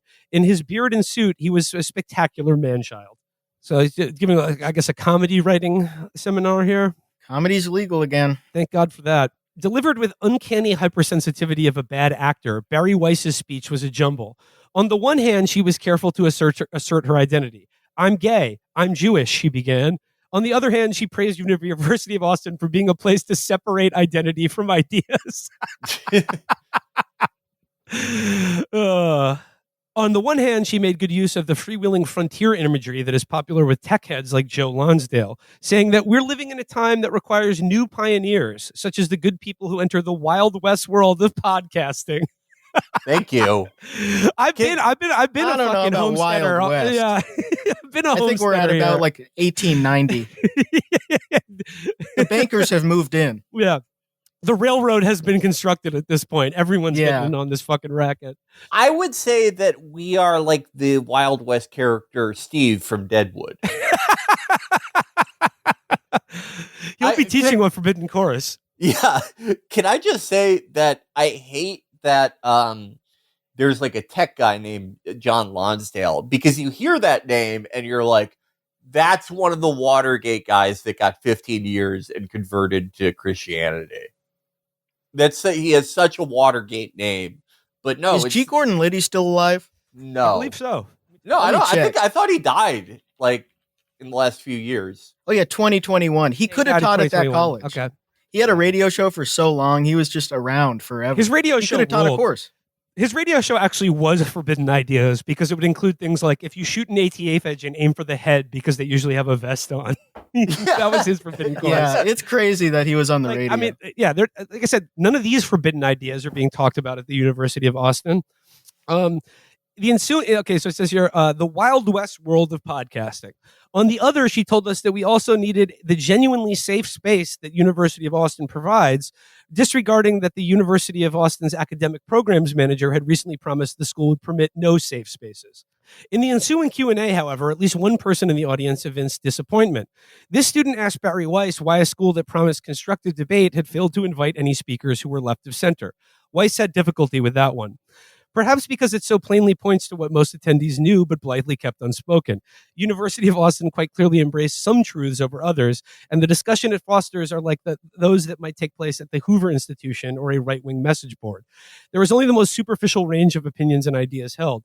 Almost all the speakers droned on smugly about the same points. DEI is ruining higher education. Women's studies and ethnic studies are worthless. Gender ideology is destroying America's social and moral fabric. IQ is the best measure of merit. These positions have as their end the maintenance, the naturalization of existing race and class hierarchies. Inviting speakers from the left would pose an obstacle to that naturalization. I mean, a dangerous idea at the University of Austin would be like to have someone who's against Zionism speak there or teach a course. Yeah, that's one of the dangerous ideas. Yeah, that's a dangerous idea. That's sort of the unspoken thing, the difference between the intellectual dark web that you can write about their dangerous ideas in the Atlantic and Richard Spencer and Nick Fuentes. The difference is one specific country and one specific religion. That's the only difference. It's whether should we throw them in the minority pile or not? Of what did virtue consist? Throughout the week, University of Austin speakers had provided some examples, mocking trans women and the value of diversity, lauding IQ as the ultimate metric, and doing lip service to debate, but failing to practice it. But the greatest models came on the last day, when Joe Lonsdale and Mark Andreessen, zooming in from screens set up in the debate chamber, discussed the future of artificial intelligence. Lonsdale is also one of University of Austin's founders and helps fund the school. Before University of Austin had received official nonprofit status, it was sponsored by the Lonsdale-created Cicero Institute, a conservative think tank that proposes free market solutions to public policy issues.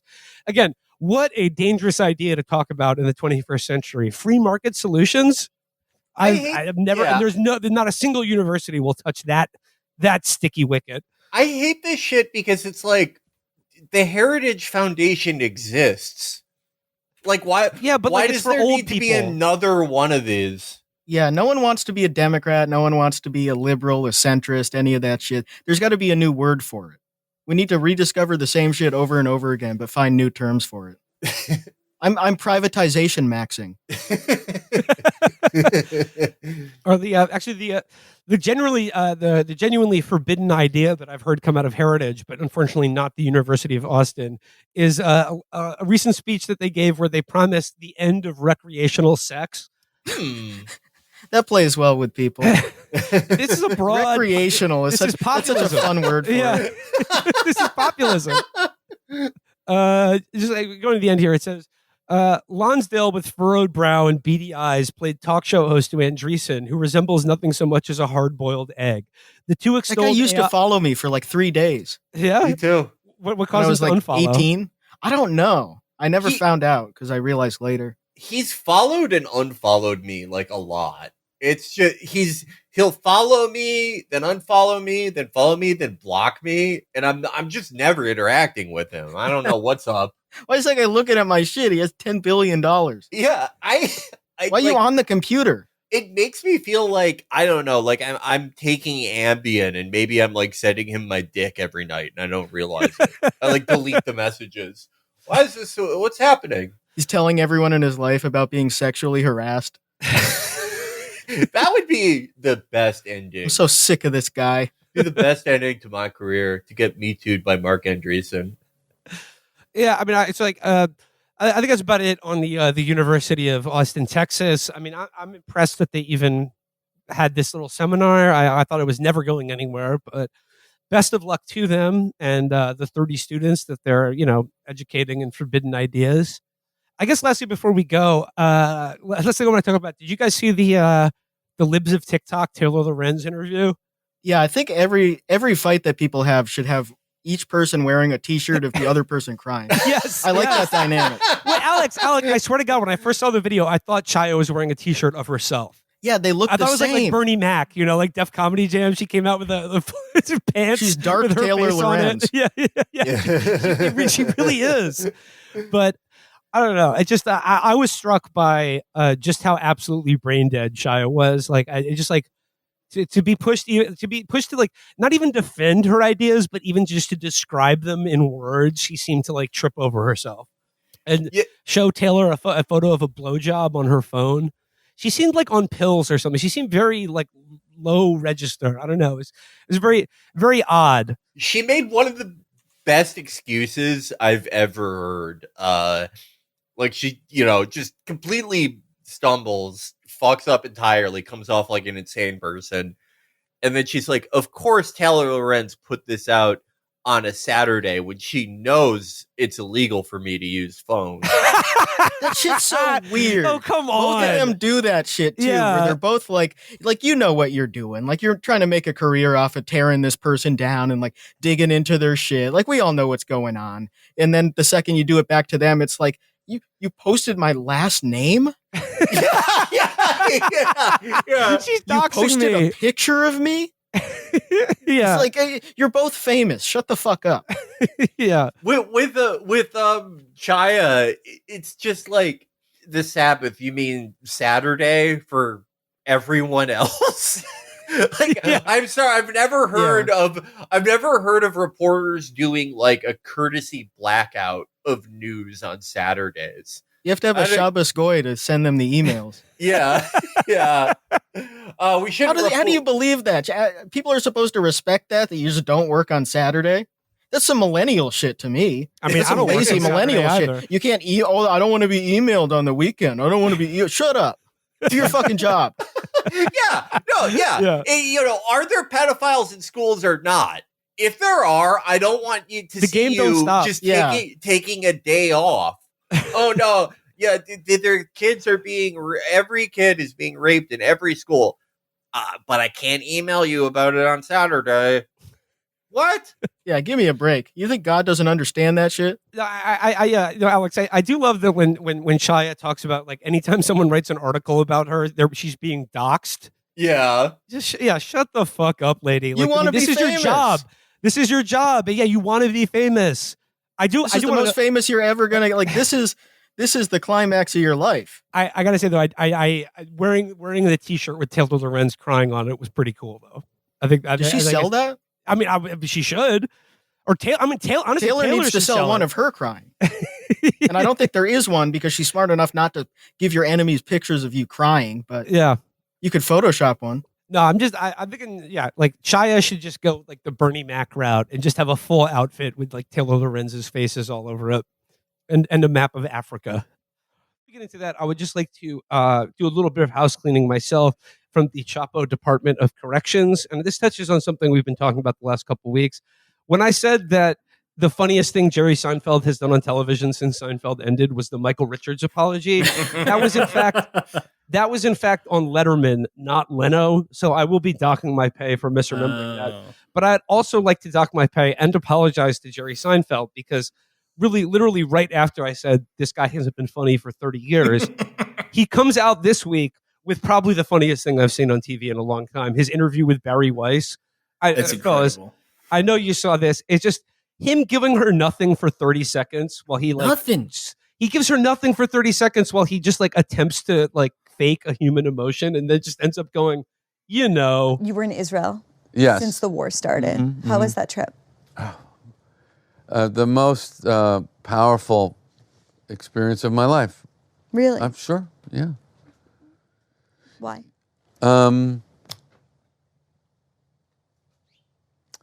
You know, you just.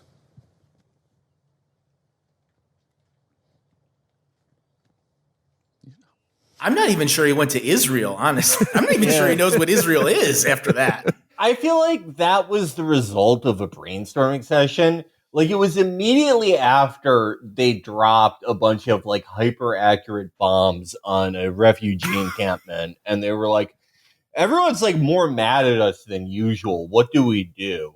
All right, we need the least genuine human being who has ever lived and the most annoying newswoman of all time to cry together. We need both of them to have like an emotional moment, or like what two Komodo dragons would think an emotional moment would be. Yeah, just like their eyes blinking once every hour, and then occasionally a tongue flicking out to dart away a fly. Yeah, I don't know who this is for. Like, who's on the fence about this stuff? Who, like, someone who's like, they were passively Zionist as like a default, and as anyone who followed American politics in the last 30 years may have been. And then they see everything that we've all seen for the past like 8 months. And then they're like, I'm rethinking this. And then they see Seinfeld cry. And they're like, I don't know. I think I'm back on the winning team. Well, the funny thing is he didn't actually cry. Yeah, that's the one thing you don't see. All the headlines are like Jerry Seinfeld cries in interview with Bari Weiss, and I was like, this I gotta see. But what I actually saw was something so much more powerful, which was like a replicant trying to pass a void comp test by squeezing a tear out to evince human emotion. Yeah. It looked like an episode of Curb where like Larry David like accidentally got on like an interview for Israel, and like they were like, was it personal for you? Like that's how he would act in exactly the same way. And as long as we're on it, I mean, I know everyone's mad at Jerry Seinfeld for a lot of good reasons, but we don't need to retcon this whole idea that Larry David was some kind of sleeper agent who created Seinfeld to embarrass Jerry Seinfeld and attack his politics. It's Dude, okay. Larry David invented gritty. But like Jerry's failure to produce a human emotion was just merely one element of this hilarious interview. I mean, it produced the headline, Jerry Seinfeld calls for return of dominant masculinity. Quote, I like real men. Yeah, I was pleasantly surprised by this one because like when I saw that headline, I thought, oh, this is like he's seen like a Jordan Peterson video. This is going to be like boring boilerplate conservative bullshit, like that kicker guy. But what he actually came out with was funnier than anything I could have ever imagined. It's unreal. Because I mean, like, in addition to using his co-star from the Unfrosted movie, Hugh Grant, as his example of unparalleled masculinity, because he, quote, has stories at dinner parties and knows how to get a drink. That was awesome. But he also, I mean, he said, when I grew up, there were like men's men, and he used the examples of Muhammad Ali, JFK, Sean Connery, and Howard Cosell. Which of these things just doesn't belong? It's how you get into showbiz. You have to have one of those. It's a rule of fives. So my apologies to Jerry Seinfeld. This was, I mean, like, you've come back with a vengeance, producing some of the funniest comedy that I've seen in a long time, and I hope you keep it. I hope he keeps it up.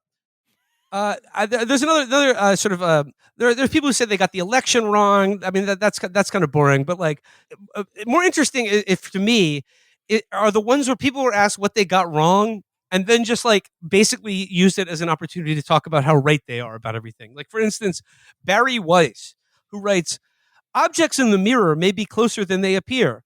That's the warning I'm taking into 2025. I underestimated, among other things, how quickly old media institutions would crumble. For those of us trying to build new ones, the question is, can we go fast enough to meet reader demand? Use discount code what I got wrong for 10% off your subscription to the free press. So basically Barry's saying I was too right about everything. Also, object in the mirror may be closer than it appear. That's like you're wrong, sir. I love this one from Caitlin Collins, who's an anchor at CNN. 2024 served as the ultimate reminder to never assume what the news is going to be. We were surprised at almost every turn. Who assumes that? It's like, that's why it's new. It says tomorrow something new will happen. What do we call it? I don't know. Yeah. What? This is so fucking stupid. It says here, we were surprised at almost every turn of this election. As a reporter, you should always operate with an open mind. It's easy but risky to think you know where a story is going. This year reminded us that we don't. Like, they shouldn't have published that. You got to say one thing you got wrong. This is just dribble. What the fuck? Like, all of the things in here that aren't just like, I thought that Biden could live another 100 years are like fucking pablum. What did I learn this year? I learned that summer and winter can often be in the same year. And just because it's hot one day, don't throw away your parka. You're going to need it probably this year. And then just to transition into to close out a reading series for today. We are all holding out for a hero. We all want there to be some streetwise Hercules to hold us through the night. We were talking about at the beginning of the show about our, fantasies of doing CQC and room clearing, but in the service of good.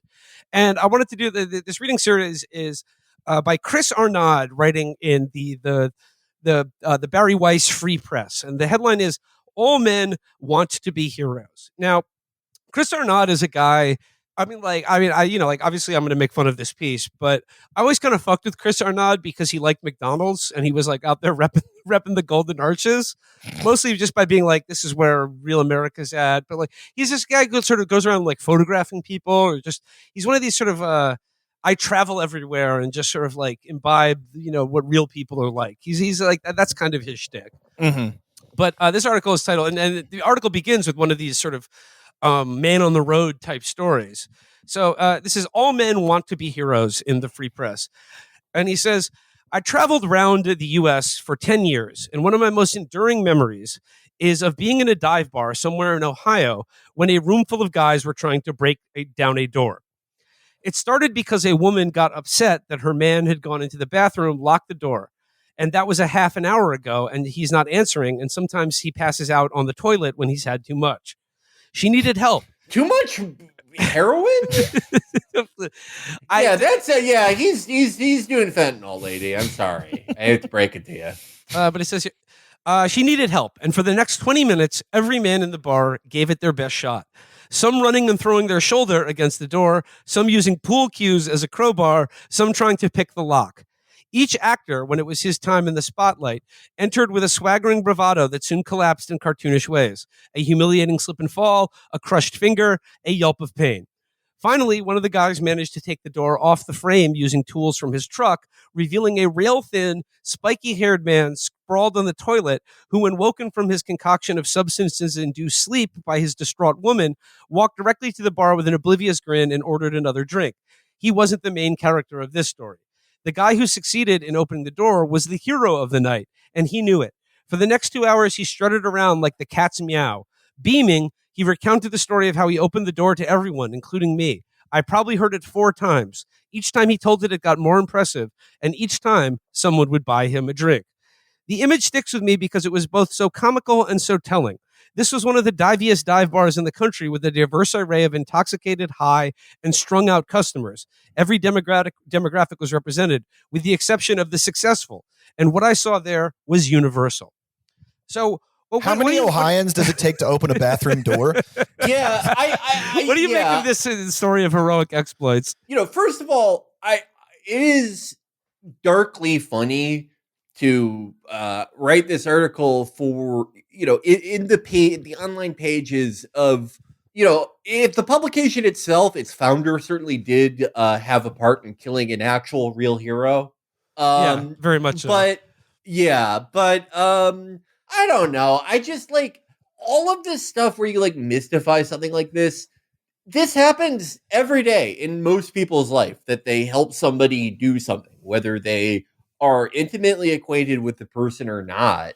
And I get there is some like kernel of truth in here, right? That like I don't even think it's just gendered, but most people would want like some type of meaning and to feel like useful to other people, to feel useful to others, and feel like the gravity of like a noticeable helping hand that they lend everyone else, and that there are precious few opportunities for that in the modern American economy.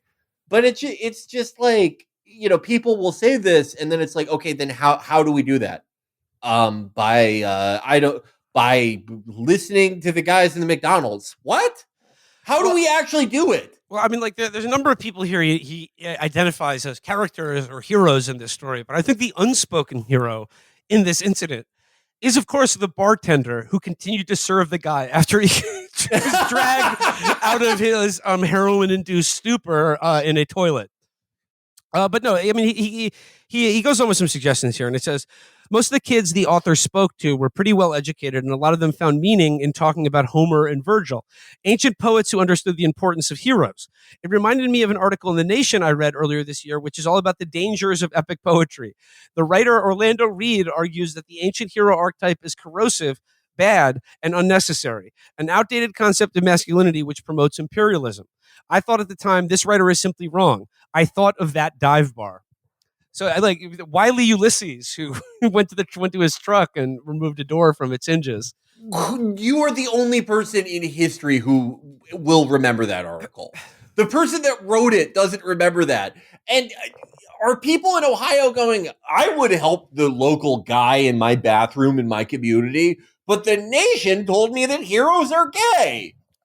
I wonder if there's I was going to ask Thomas, we talk sometimes about the kind of stupidity, like male loneliness, like stoicism, jujitsu world, like on the show, and how kind of like if maybe you're just lonely, maybe that's it, you're just lonely, but like it seems like one of those things where you're like, oh, all men want to be heroes. I think all men just want to like have beer with like a guy they kind of like.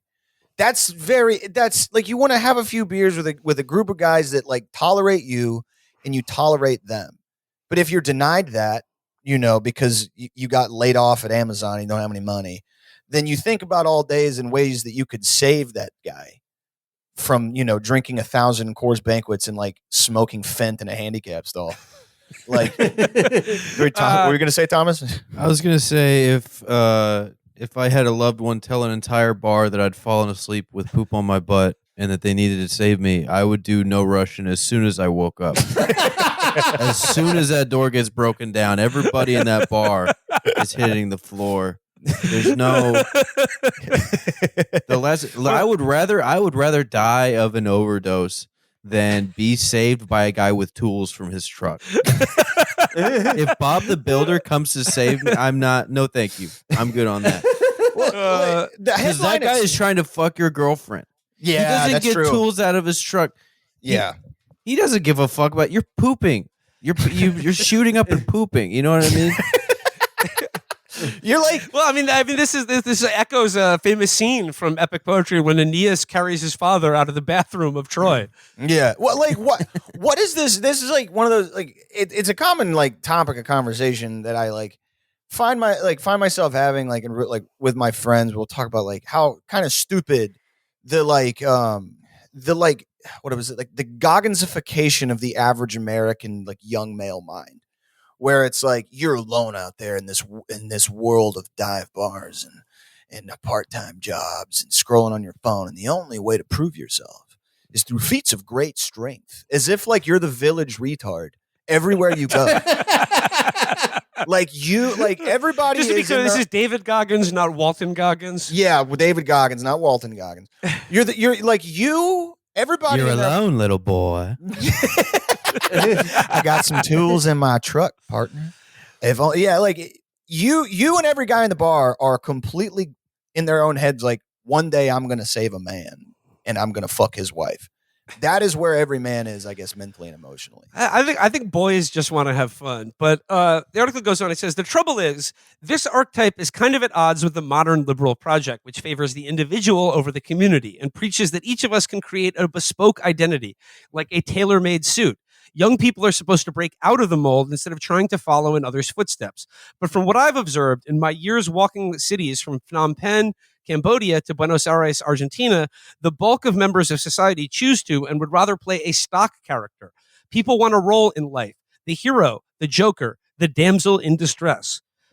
So I don't know. Like, have you guys considered this? Like, if you had to be like sort of like if you were building an adventuring party, what stock character would you be? Oh yeah, Jewish liar.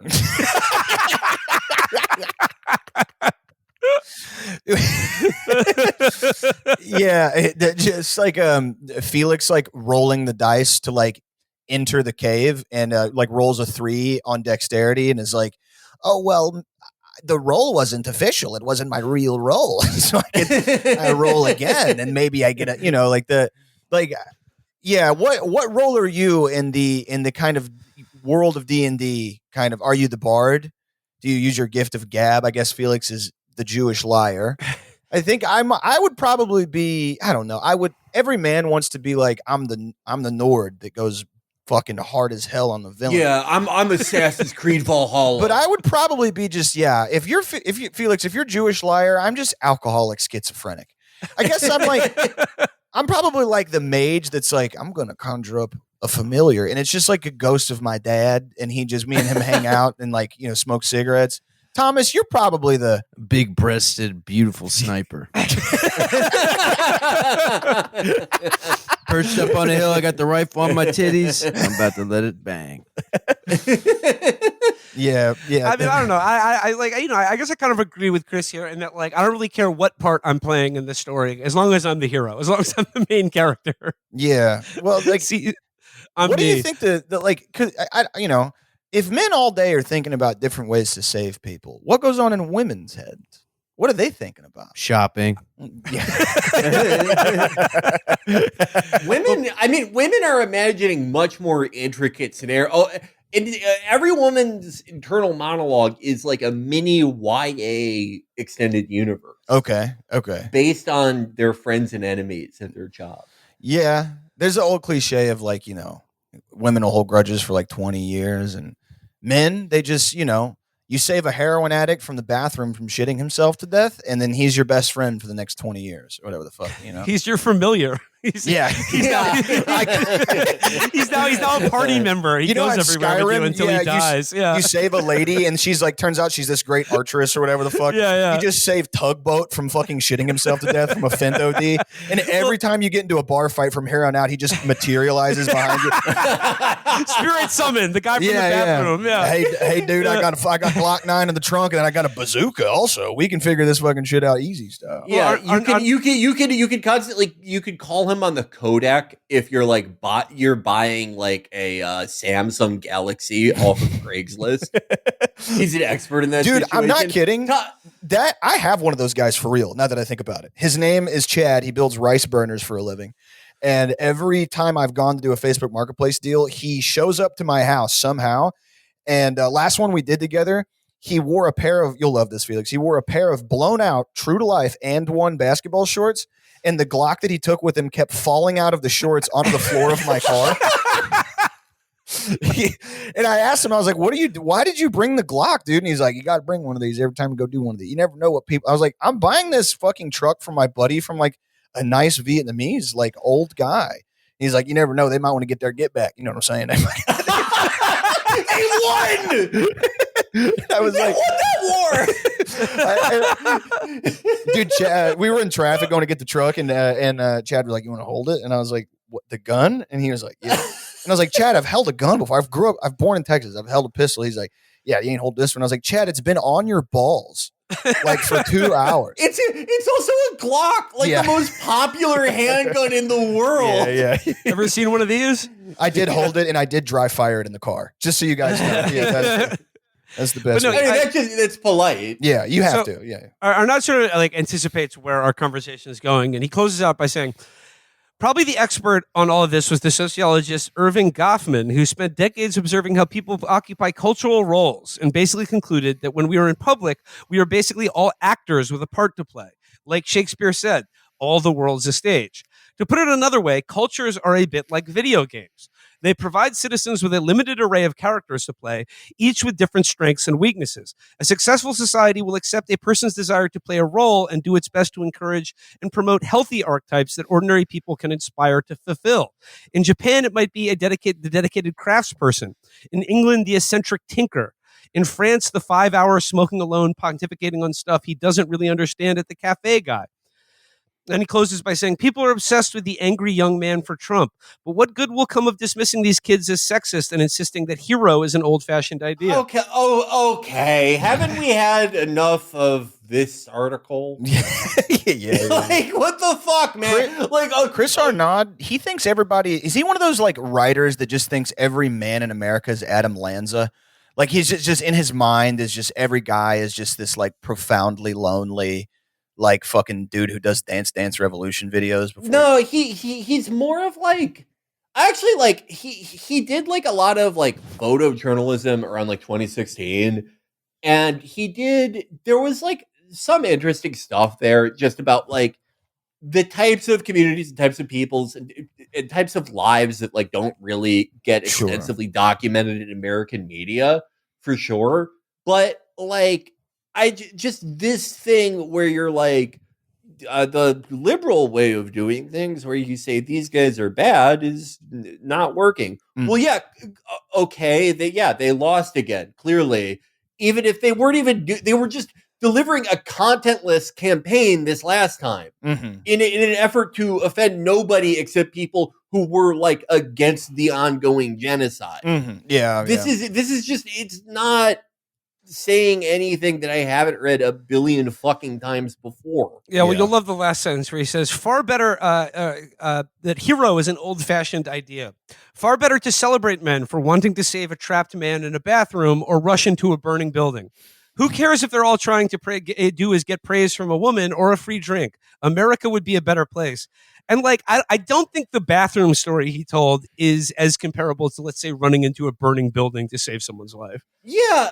And also, like, it's just like, who are you arguing against? Like, is there that like, guy in The Nation who said that Achilles is not woke? Exactly. It's like, is there like a figurehead for the Democratic Party? Like, are they sending Jerry Connolly out there and he's like, I have one day to live. All I have to say is those guys in that bathroom should die. Do you like, what are you arguing against? You know that line from True Detective? It's real intense moment, and Russ Cole goes, "The world needs bad men. Keep rid of bad men from the door." It's just that guy at the bathroom, and he's like, "The world needs fat men. We keep other fat men from the door." It's like that, like everybody like trying to politicize what sounds like to me just a dope ass Columbus Tuesday night is kind of just bizarre. Like if you were to go to a Pendejo time after party at a dive bar in Chicago, and then you were to like kind of take inventory of the room and try to be like, there are moral and political things happening in here, you're fucking sucking your own dick. Like just any dive bar in America doesn't have to be like, I'm just trying to think like, what are we like, strip all of this of its gravitas and its pomp and circumstance. There was just a fucking tweaker in the bathroom, and a bunch of drunk idiots tried to kick the door in and it didn't work. And then one guy had the bright idea to go, I have a Phillips head screwdriver. You guys heard of this? And then, open the door up, and then, out he comes to go get another beer. I don't know. I mean, it's just like the Homeric epic. It is hard to be a hero like that in the modern world, because the fact of the matter is Poseidon is just not fucking with people the way he used to. And like, if you're going to be Ulysses, you need to anger the gods in some way and then be like fucked with for 30 years before coming back home to Ithaca. Okay. And also, not for nothing, writing an article like this where it's like the liberal fucking perception of men that they stopped doing in like 2020 when they coronated Joe Biden is not working, and it's bad and it's alienating people. It is like exactly the same as people who started saying retarded like 2 weeks ago. Yeah. Like, it's like, I'm sorry. Yeah, I think the liberal world order is hollow and broken and completely discredited in the eyes of the world, obviously. But what about the conservative austerity program that's going to make it so the guy on the toilet will get his spine harvested by a 17-year-old who got fucked on Peter Thiel's casting couch? You fucking cunt. Dude. What about that? Felix, I'm sorry. But that's also happening. That fucking video that I shared, and I was of the white guy in the coast of North Carolina getting stopped by ICE. And the white guy's like, "Hey, oh sir, yeah, the big guys in the boats. Yeah. Hey, Hey, they're like, sir, just so happy to follow the rules. Yeah, and everybody in the replies and all the quote tweets were like, "See, all you have to do is comply, and nothing bad will happen to you." And you made a point of just like, even in the wildest dreams of these guys' hero moments, they just want their hair ruffled like a fucking by like Tim the Toolman Taylor. They just want him to fucking Tim Allen to go. Good job, champ. Good job, champ. You followed all the rules. You don't even, no one fantasizes about, like, at least in the groups of guys we're talking about, no one actually fantasizes about changing the world and like making things better. They just want one of the guys in charge to go, you followed all the rules perfectly.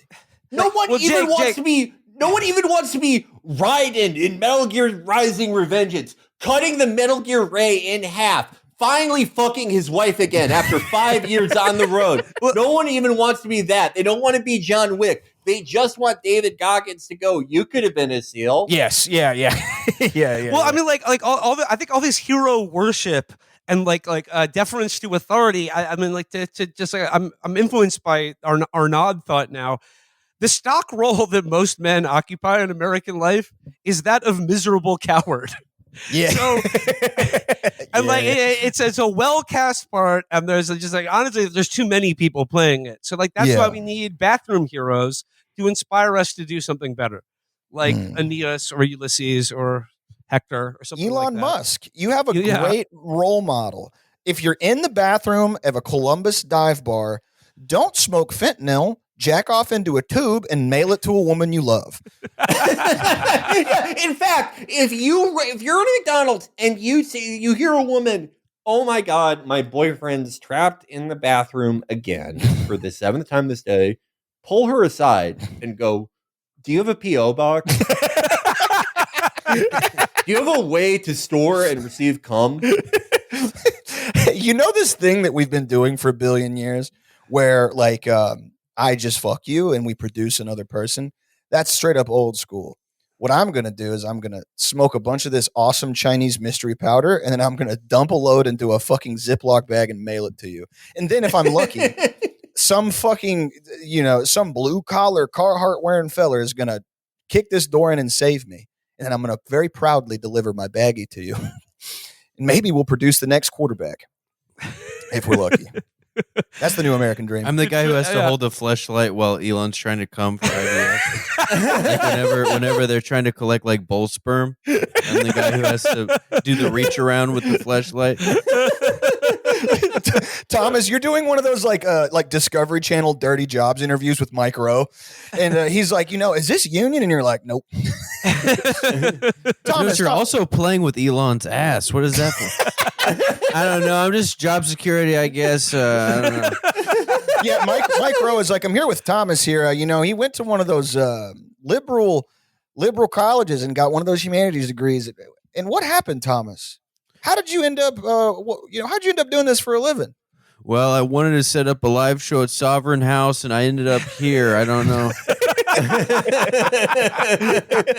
Now, when you jack him off with the tube, does he speak to you? I mean, this is a union gig after all, so you got to have some sort of, worker protections. We'll do it in the middle of a big warehouse, and he'll play Nyan Cat over the loudspeakers. It's really funny. Well, thank you so much, Thomas, for fucking. What an incredible life to live. Oh my God. For it to be a different outcome, I think would mean having to have the fundamental anti-tax paradigm of the Republican coalition be broken apart. I mean, we wrote an op-ed about our Tax Revolt series where we started with this quote from Bari Weiss, which really, she was kind of joking about how tax cuts really are the glue that holds that side, that party together. She said, quote, here's the quote. It was at a Federalist Society meeting. She said, quote, "I am a gay woman who is moderately pro-choice. I know that there are some people in this room who don't believe that my marriage should have been legal."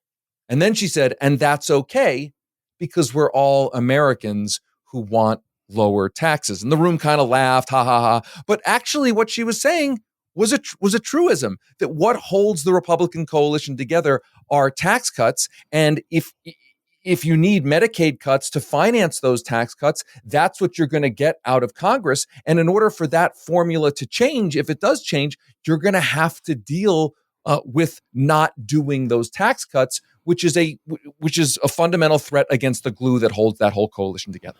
I think, David, something that I want to return to what you said, Will, because I think that's a really important point at the heart of our Tax Revolt series, though, is that like a lot of people who pay taxes feel like they're getting screwed over because they don't see, if you want to call it, to use the corporate term, your return on investment. When you're living in a country and you're struggling to pay for everything and you see a government that either does not speak to those things, or you fundamentally ask yourself, why do I hand over all of this money and I don't see anything? That was what the conservative movement was trying to play on, which was that the tax code is unfair. And what they wouldn't focus on is it's unfair because people are actively rigging the system. But they saw that all of the people saw that. They would say, our wealthy friends have fancy accountants and they don't have to pay as much taxes as me, who just has to work a regular job. And they managed to take control of kind of the discourse and use that in a way that you see similar to like Elon Musk and Doge, which is like, taxes fund all of the terrible things that the government does. So shouldn't you just get rid of them? And the Democrats, rather than offering kind of a cogent theory as to saying there could be a lot of waste and there is a lot of waste, things are not managed well, you're right, the tax code sucks and we're just going to cut your taxes too. And so I think that's a very important thing, that the public rightfully identifies that they do pay taxes and it's not being managed well. But the conservative argument is to kind of get rid of all of these things. And that's kind of the heart of what this debate is about. But I think that's an important point you brought up. Yeah, I mean, because like you talk about the like submerged state and like just like, taxes are a toll you pay essentially to like exist in a civilization. But then you may not notice the roads when when the roads aren't pockmarked with craters, or when the subway is working properly. But like all those things are breaking down, and we still have to pay premiums every month to a health insurance company. So it's just sort of like, what's the return here when it's all going to, I don't know, the Pentagon and border security? I mean, if you look at the most recent budget, everything, all basic services that government provides are being cut, and then all that money is going to $1 trillion Pentagon budget and border security. Mm-hmm. I mean, I think it speaks to the negative bias about not negative bias, but as you allude to, you notice government when it's not working. Right? Like, when the subway breaks down, or when, as you said, like the road has lots of potholes, you notice that the government is not working, and you say, why am I paying my taxes for this if it's not working? I think part of the problem is that what does work in government, what we do inherently value if we don't necessarily notice it, isn't really like sold regularly to us. We're not really reminded. If I could refocus from Israel's defenders on the front lines, I'd like to talk a bit about the one incident from the past week about Israel's most prominent defender here on the home front. And by home front, I mean New York City. And I'm talking, of course, about the incredible saga of Stuart Seldowitz this week. So friends in immigration. Really? Okay, go, yeah. And to the Egyptian, the Mukhabarat wants your picture. Okay, yalla, go. Yeah? You know the Mukhabarat? The Mukhabarat. No, I don't know. You don't know? I just speak English. No? Yeah, go, yeah. Mukhabarat in Egypt will get your parents. Go. Does your father like his fingernails? They'll take them out one by one. I mean, like, okay, so on the home front, there's been a sort of a propaganda war, at least in New York City, about like ripping down the missing posters. Mhm. And like, you know, we've covered this. They're put up to be taken down and to create a viral video. Yes. Thus far, every single attempt to create a viral video has blown up in these people's faces because they have been able to produce evidence of nothing other than the unflappability of New Yorkers and their unwillingness to knuckle under to their bullshit threats and, you know, I'm scared style cry bullying. But in the process, have revealed all of themselves to be like psychopathically unpleasant, and none more so than Stuart Seldowitz. And the guy was like, I saw that video when I woke up, and I was like, Jesus, this is revolting. Like, I mean, this is just, they're really letting the hate out. But, you know, it's to be expected. An hour later, when I find out that this guy has served in 3 different administrations in the State Department, and then in the State Department, in the Department for Israel-Palestine Affairs, Yes. and was like presided over the Dayton Accords and shit, and was a guy threatening a halal cart vendor with the Egyptian secret police torturing his family to death, and said of Palestinian children, if we killed 4,000, we didn't kill enough. It's just like, and just like the sadistic look on that guy's face was something else. And he, like I said, he really has provided a face of the, Israel's fans in the United States. Well, it was so funny too because I read some like kind of more in-depth article about it. I think on City and State or whatever, and it has a little interview with him where he talks about like, yeah, you know, like I didn't know it would be a big thing. Like I walk by this halal cart guy like every day. He's Egyptian, so I asked him if he condemned Hamas, and like he refused. Normal, yeah. What's so insane about that is that, like, okay, we've since found out that this guy has been doing this not just to halal card vendors, but to like Russian diplomats outside the UN for like a year or so. He was approaching a Russian ambassador and calling his wife a wife or coworker a whore, threatening his dog, like. And with the halal cart guy, I mean, I think the thing that's so psychopathic about this is obviously this guy is like torqued up to the nth degree thinking about killing Palestinians. And he just wants to argue with someone and just let out the hate, express the evil and the poison inside him. But nobody in his social circle is even slightly sympathetic to Palestinians. So he's like, oh, and of course he's too much of a coward to like confront someone at a protest. So he's like, oh, I'll know what I'll do. I'll go to the halal cart guy. A guy in like a metal quizzing box him. he can't leave. Yeah, just start quizzing him on what he thinks about Hamas. And respect to the halal cart guy who in the videos is just absolutely refuses to rise to the, like, he refused to be baited every fucking time. And he just says, I don't speak English. I thought like there's a lot of weird stuff about this guy. But don't you think it's interesting how this guy was like, he was the acting head of the National Security Council at one point. Like he's had a bunch of very high profile positions. He's had these huge jobs. And then you look at his employment history and it's like all the jobs I applied to immediately after I graduated undergrad. Yeah, it's like he sells fucking insurance now. Yeah. And it's like, I'm not saying this to like excuse him, but it's like, do you think he like hit his head or something? You know what I think he is? I look at that smile and that sort of like inability to perceive even the most basic of like public social norms.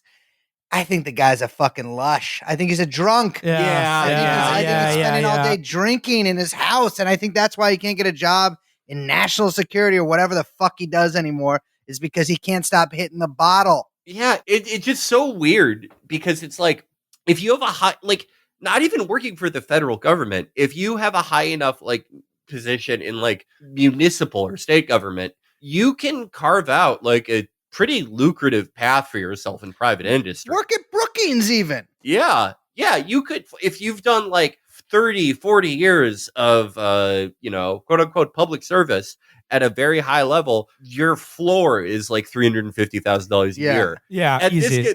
This guy is like, he's like selling fucking Amway products. Yeah, he's a bum. Maybe the reason he knows these halal cart guys so well is because the only lunch he can afford in the city. That's what he's splurging. Well, day. I mean, Brace, another like sort of exhibit A in the alcoholism case here, and why he's not getting hired for any new national security jobs, is that he also sued the government in a case that went to the Supreme Court, and he lost because the inspector general hit him and his wife up for the fact that they overcharged the government by something like twice what their rent was when he was stationed in France or something. So he got in trouble with the inspector general for ripping off the government for overcharging the rent he was paying. Took the case to the Supreme Court and lost. I gotta tell you, man, there's been a few things like this being one of them that have happened during this, past, I guess, almost couple months, that have made me be like, why do we do this sometimes? Yeah. Yeah. One of them was that in like a week after October 7th, the Free Press, Bari Weiss's outlet, had like 10 articles on why, we have to go in and circumcise all the Gazans or whatever. And the only article that wasn't about Israel Palestine was one complaining that you have to tip too many places now. And I was like, I took a screenshot of the homepage and I'm like, who do I even send this to? You know what I mean? Like this is it made me, it's just like, this is not good for us. Then another one, it's like Seldowitz's break with the federal government being that he and his wife were just like doing rental fraud on the government. It's like, yeah, come on, guys, do we have to do this? Like, couldn't you have been like smuggling fentanyl or something over there? Like, why do we always have to be doing this kind of shit? Yeah, there's a lot of the pro-Israel side has trotted out a bunch of you can really only describe them as Fagin-esque characters. Yes.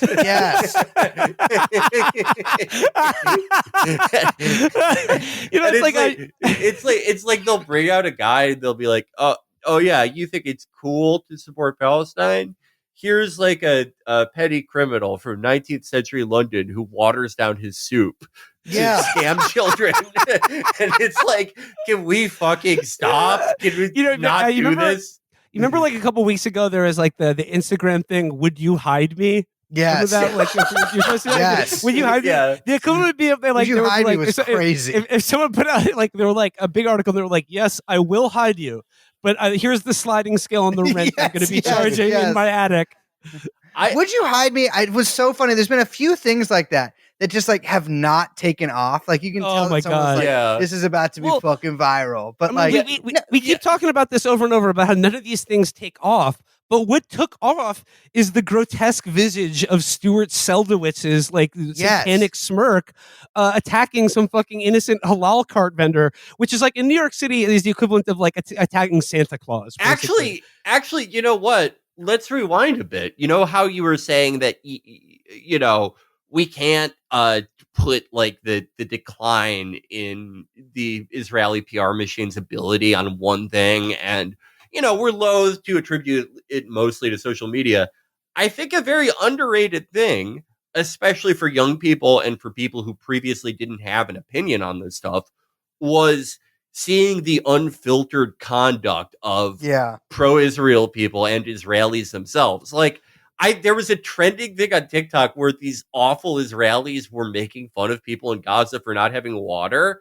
And it's kids see that. They see that and are instantly disgusted.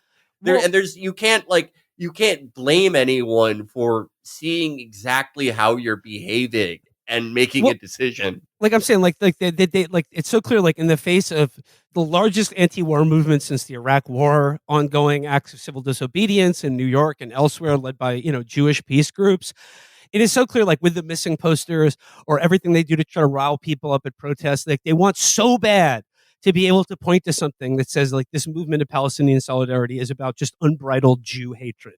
They want just one person saying, kill all the Jews, gas them, or something like that. And the only thing they've been able to come up with is evidence of their own revolting, psychopathically hateful and racist behavior, captured on video and shared immediately to the entire public. Well, I went to this march, I guess last week, that was the Hakeem Jeffries one. And it was it was a lot of people with kids, more than I've seen at most protests. Maybe it's because of where it was, but there was a lot of people with strollers and little kids with them, and it was kind of a somber vibe, but a good vibe. And then there's one guy, the one counter protester, in an all over Israeli flag print hoodie, very smoke shop hoodie that you'd buy in fucking Tel Aviv or whatever. holding a picture of a swastika that he had torn in half, but he'd only torn there was still just a swastika on one side of the paper. The other half was just kind of just like a blank sheet of paper. So it looked like he was just holding up a swastika. Kind of, yeah. And like screaming in the manner of, I would say, the most like far gone crackhead that you could imagine. Like I could not make out a word. Stimulant induced madness. It just completely. I mean, the guy was zooted out of his mind on just love for Israel, and it was strange because it was this scene where there was just like a lot of people with little kids, and like the little kids spoke at the little rally thing. It was very quiet. There was like candles and shit, and then they just had this guy going, "No ceasefire!" like screaming at the top of his lungs, walking up and down. Yeah, no, I mean, we talked about it earlier on in this, how it was such a big monumental thing that these, obviously the numbers, seeing tens of thousands of people come out in like even places like fucking San Antonio for Palestine was this unprecedented thing in America, but also that like, just having like happy, cute families on the pro-Palestine thing was this huge thing that I personally never really expected. Definitely not now. And then like, compare the nice smiling families and young people to, the guy screaming with the swastika. Yeah. Or like fucking Richie Torres. You know what I mean? It's so, I'm struggling to think of like one hitter that they have that you're like, ooh, that's a good one. They got that. The seventh writer on Borat 2. Exactly. Some fucking cocksucker fucking wrote for Borat. Oscar nominated among 13 other people for this up for that award for just his Sacha Baron Cohen too. That is another one. Fuck him. Gotta go. Gotta go. The only terrorism Sacha Baron Cohen ever inspired with his fucking with his little minstrel act was from ultra Orthodox Jews who tried to kill him for being gay. Yeah, well, he also, I mean, he set this one guy up. Like this Palestinian dude, as being a terrorist or whatever. He's just such a fuck. I mean, it's been a long time since Ali G, my brother. Yeah, but it's like what are they got the fucking Borat writer. They got that fucking who's the bald fucking guy? You know what I'm talking about? Arson. Bart Gelman. Gelman. Oh, yeah. What a number that guy is. Jesus. Sacha Baron Cohen has been. I mean, I can't even believe that they're. I mean, I guess I can because, like, in their calculus, he's made these very popular movies, and everyone sees him as a very funny guy. And Borat 1 was hilarious. Borat 2, I don't remember. Terrible. But I think sucked. It sucked ass. It was complete ass. Well, I may have written for it. I may have been the 50th writer on that who also won an Oscar. So let's not say that. But was pretty good. But his like entire act with Borat is like, hey everyone, I'm the Muslim who rapes his sister. And, and since like 2017, he's done this weepy shit about fucking anti-Semitism. And before this, it was like crying about Facebook. He was one of those guys. Now he's crying about TikTok. And it's like, at any point, do you think about what you've done in your career at all? Damn, fucking Lee Kern. That's the guy. Yeah. Lee Kern isn't even, if you look at IMDb, it's like writers and it lists a few and then you can click for more. He's not even one of the few that's like on the top. Oof. That's gotta hurt. Well, like I said, I mean, in these huge protest movements that are going on right now, like it's just they have to find a way to say that all of the normal families and people and like 70% of public opinion is that of like the Third Reich. Yeah. It's like, they're marching to like, under the banner of just anti-Semitic, like barbaric Jew hatred. And the thing is, they've completely failed to do that. And it's not going to stop them from trying, but like in their, like I said, it's back to the Richie Torres thing. In their frantic and reactive attempts to just try to say anything, they only betray how absolutely unpleasant and just really like morally repulsive their side of this equation is. It's really something to behold. Yeah. I mean, they're it's completely fucking. Oh, look, Brandon Wardell thanked on Borat 2. Interesting. Sorry, just going. Looks like we found the real Filipino guest worker. just going like it's just they don't. I'm like, don't you guys have somebody? You know what I mean? Like, don't you guys have like a Sydney Sweeney you can hit us with, or like somebody who that young people will like, or that normal people will like, who can like break it down for everybody and be like, hey, actually, like Jews are kind of like George Floyd and Hamas. Yeah, there's the police or whatever. It's like, can't you guys? They don't have anyone like that. Yeah, And Michael Rappaport. Michael Rappaport, these old, leering, fucking unfunny freaks. Michael Rappaport's like 70 years old, and he's posting shit like, hey, yo, if you don't get called racist at least once a day on the Twitter, you fucking up, bro. Yo, the 5 pillars of hip hop are the Merkava Tank, Golani Brigade, expanded settlements, calling out anti-Semitism at the UN, and B-boy. Well, that's the other thing. That's the other thing. I mean, these fucking dumbasses, right? Their whole thing, and it is like they're like, Israel comes out every other day and says, New York Times, Hamas, UN, Hamas, like all these things, Hamas. And it's like anybody. I mean, granted, like I'm not sure that anybody is looking at that like, hey, I don't think New York Times is Hamas. That didn't already like think that maybe Israel is very stupid, but like, who are you appealing to there? Like, besides like the most like dumb fuck, either like already very pro like Israel Zionist type of people, or like conservatives, which I think is like a big part. I mean, for most of my lifetime, I don't know, most of my lifetime, but for a good deal of my lifetime, Israel has been governed by a right-wing government. And for most of recent history, it has been a very far right-wing government. Right now, it's by the standards of any Western country. Yes, extremely right-wing. Absolutely. And so like their whole thing is like we're gay too or whatever. Like it like falls flat in the face of like what their government is and advertises itself as. And so they try to do this thing where they try to make this propaganda that appeals to everybody. Like, this is a liberal democratic state. Okay, well, you just had these huge protests that were in the news for like the past year because fucking Netanyahu and his wife accepted pink champagne from a former IDF spy who lives in fucking LA as a bribe. And James Packer fucking moved to your country. And, it's like there's been these big protests because he's like trying to overhaul the judicial system because you're fucking, the guy who's the leader of your country is like pretty clearly implicated in some damning bribery cases, and like is a what I guess you would call like a Trump-like figure. You know what I mean? Like there's sort of a vulgar idiot. Although I think Netanyahu's kind of smooth in some ways, but like I don't understand like the appeal that they think they can make to like a lot of the young people that they think they're losing, because it's like the reality of Israel is that they have a right-wing racist government that is open and proud of it. They make these occasional like statements or whatever. They're like, oh, we love all people, like it's all brother, we're all brothers or whatever here. But like they and then they'll just go and say like, but we got to cut off some of these guys the tip of their cocks or whatever. Yeah, we got to do some foreskin hunting. Ali G. Okay, Sasha Cohen he's doing an Ali G interview with like Smotrich or Ben Gvir. Yes, and just sort of wrap it up with them and be like, yo, but what is the best way to spit on a woman, bruv?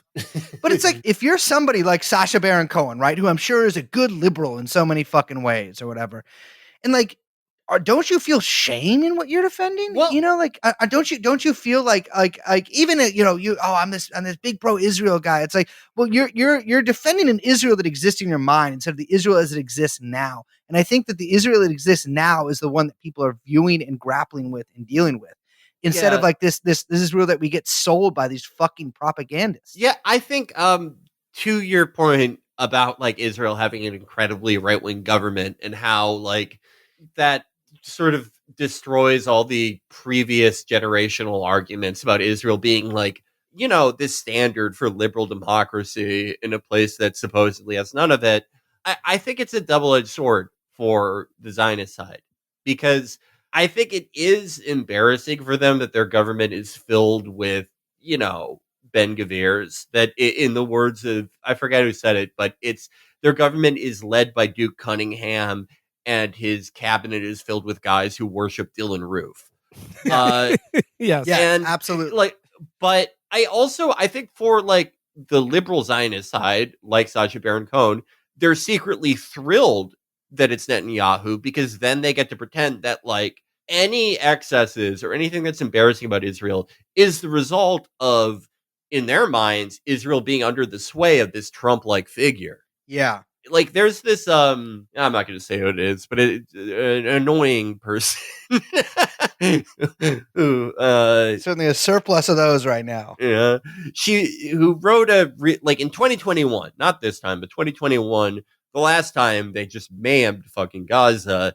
She wrote this very like self-involved, self-pitying thing about her complicated feelings on Israel, and it was just pointless and meandering and incredibly self-centered at a time when Gaza was just being carpet bombed and Israeli snipers were taking out entire families' ankles. But it just boiled down to this could be a liberal democracy, but it's under the spell of an evil man who's doing disinformation. And like I don't know what these people would do if Netanyahu wasn't in charge. Yeah. Like, do you argue that Kadima is far like Trump? Felix, I think another thing at work here is like the fact that like every evil thing, like for instance, like if you're a liberal Zionist, you have to be against the West Bank settlements, and then like as long as Netanyahu's in charge, those are never going to stop, and in fact, they're going to intensify. I think you see a similar dynamic here in Democrats when they're confronted with the fact that Arab Americans or Muslim Americans are maybe withholding their vote from Joe Biden. And you see how immediately the Seldowitz jumps out of them. Yeah, they're like, enjoy being in a camp. And I think for the liberals, they need to have a bad right-wing guy carrying this out so they can displace onto that figure the evil things that they secretly want to take place. Absolutely. Like threatening, like for Democrats to be threatening Muslim Americans with deportation under Trump, wink, wink, is just like they just want Trump to do that for them so they can say, oh, we didn't actually do that. We support Muslims. Absolutely. But as soon as they become inconvenient, like for instance, whether they are voicing a political opinion in America as citizens of this country, or inconvenient in terms of like they live in a part of the world that Israel thinks is theirs, that their lives are forfeit. And they don't want to hear anything about it. Arabs and Muslims, like more generally, have their use as long as they're firmly within the Democratic camp. And then once if they make any attempt to stray from that, or like or any advocacy for anything but like we need like an ethno-nationalist threatening to like ethnically cleanse the country to keep everyone in line. And keep the liberal side, to keep our good minorities in the tent pitching for us, because that threat of being even more egregiously victimized or oppressed is just held over their head. Not actually listening to them or doing anything that would actually win their vote. But no, like they need to be disciplined with the threat, whether it's Netanyahu in Israel or Trump in America. Well, I mean, and like the simple calculation that the White House has made, which maybe makes sense for them, right? Is that there is a much more moneyed and influential block of voters, and those are people who are pro-Israel, whether they're mostly on the Democratic side, Jewish or Christian. That compared to the Muslim lobby and the Muslim voting bloc is it completely outweighs them, and so like it's a very simple calculation that they're going to make. I mean, not to the extent that like a voting bloc determines our relationship here, which I think in certainly when it comes to Jewish people, it definitely does.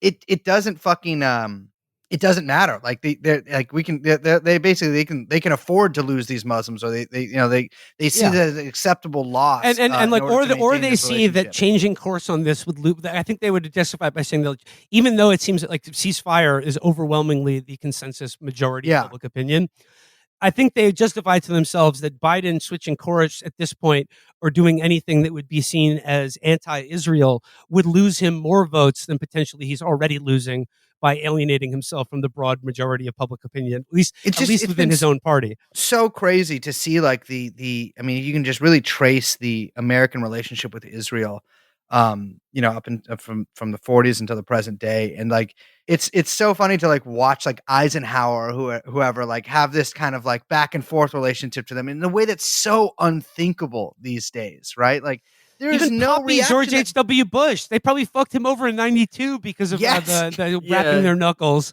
Exactly. Like Obama is like the like anti-Israel president of our lifetimes. And it's like, you could have fucking. He just didn't like Netanyahu. You know what I mean? And like it's astounding to me. And like Biden is just completely in line. And you know, his defenders will say like, oh, he's working tirelessly behind the scenes for a ceasefire or whatever, for like to help aid trucks get in. It's like, I don't think that No, he's is. not. I think that he gave them a blank check. No, he's not. He's he officially removed his arms sales to Israel from public scrutiny. But also, it's like you got to grapple with the fact that, like, okay, say like there is like calls for ceasefire, like from the American government or from like Congress or whoever. I don't think there would be one. I think that Netanyahu and the Israeli government, I think that in large part they want to do this. I think Gaza is a headache for them. I think Gazans are a headache for them.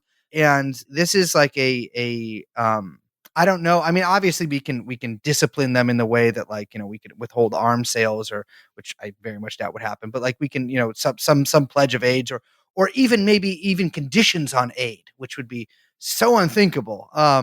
But yeah, I mean, I think that people should grapple with the fact that, like, even if like the calls for ceasefire, which, by the way, do not get me twisted here, like I'm very much for calling for a ceasefire, obviously for a ceasefire.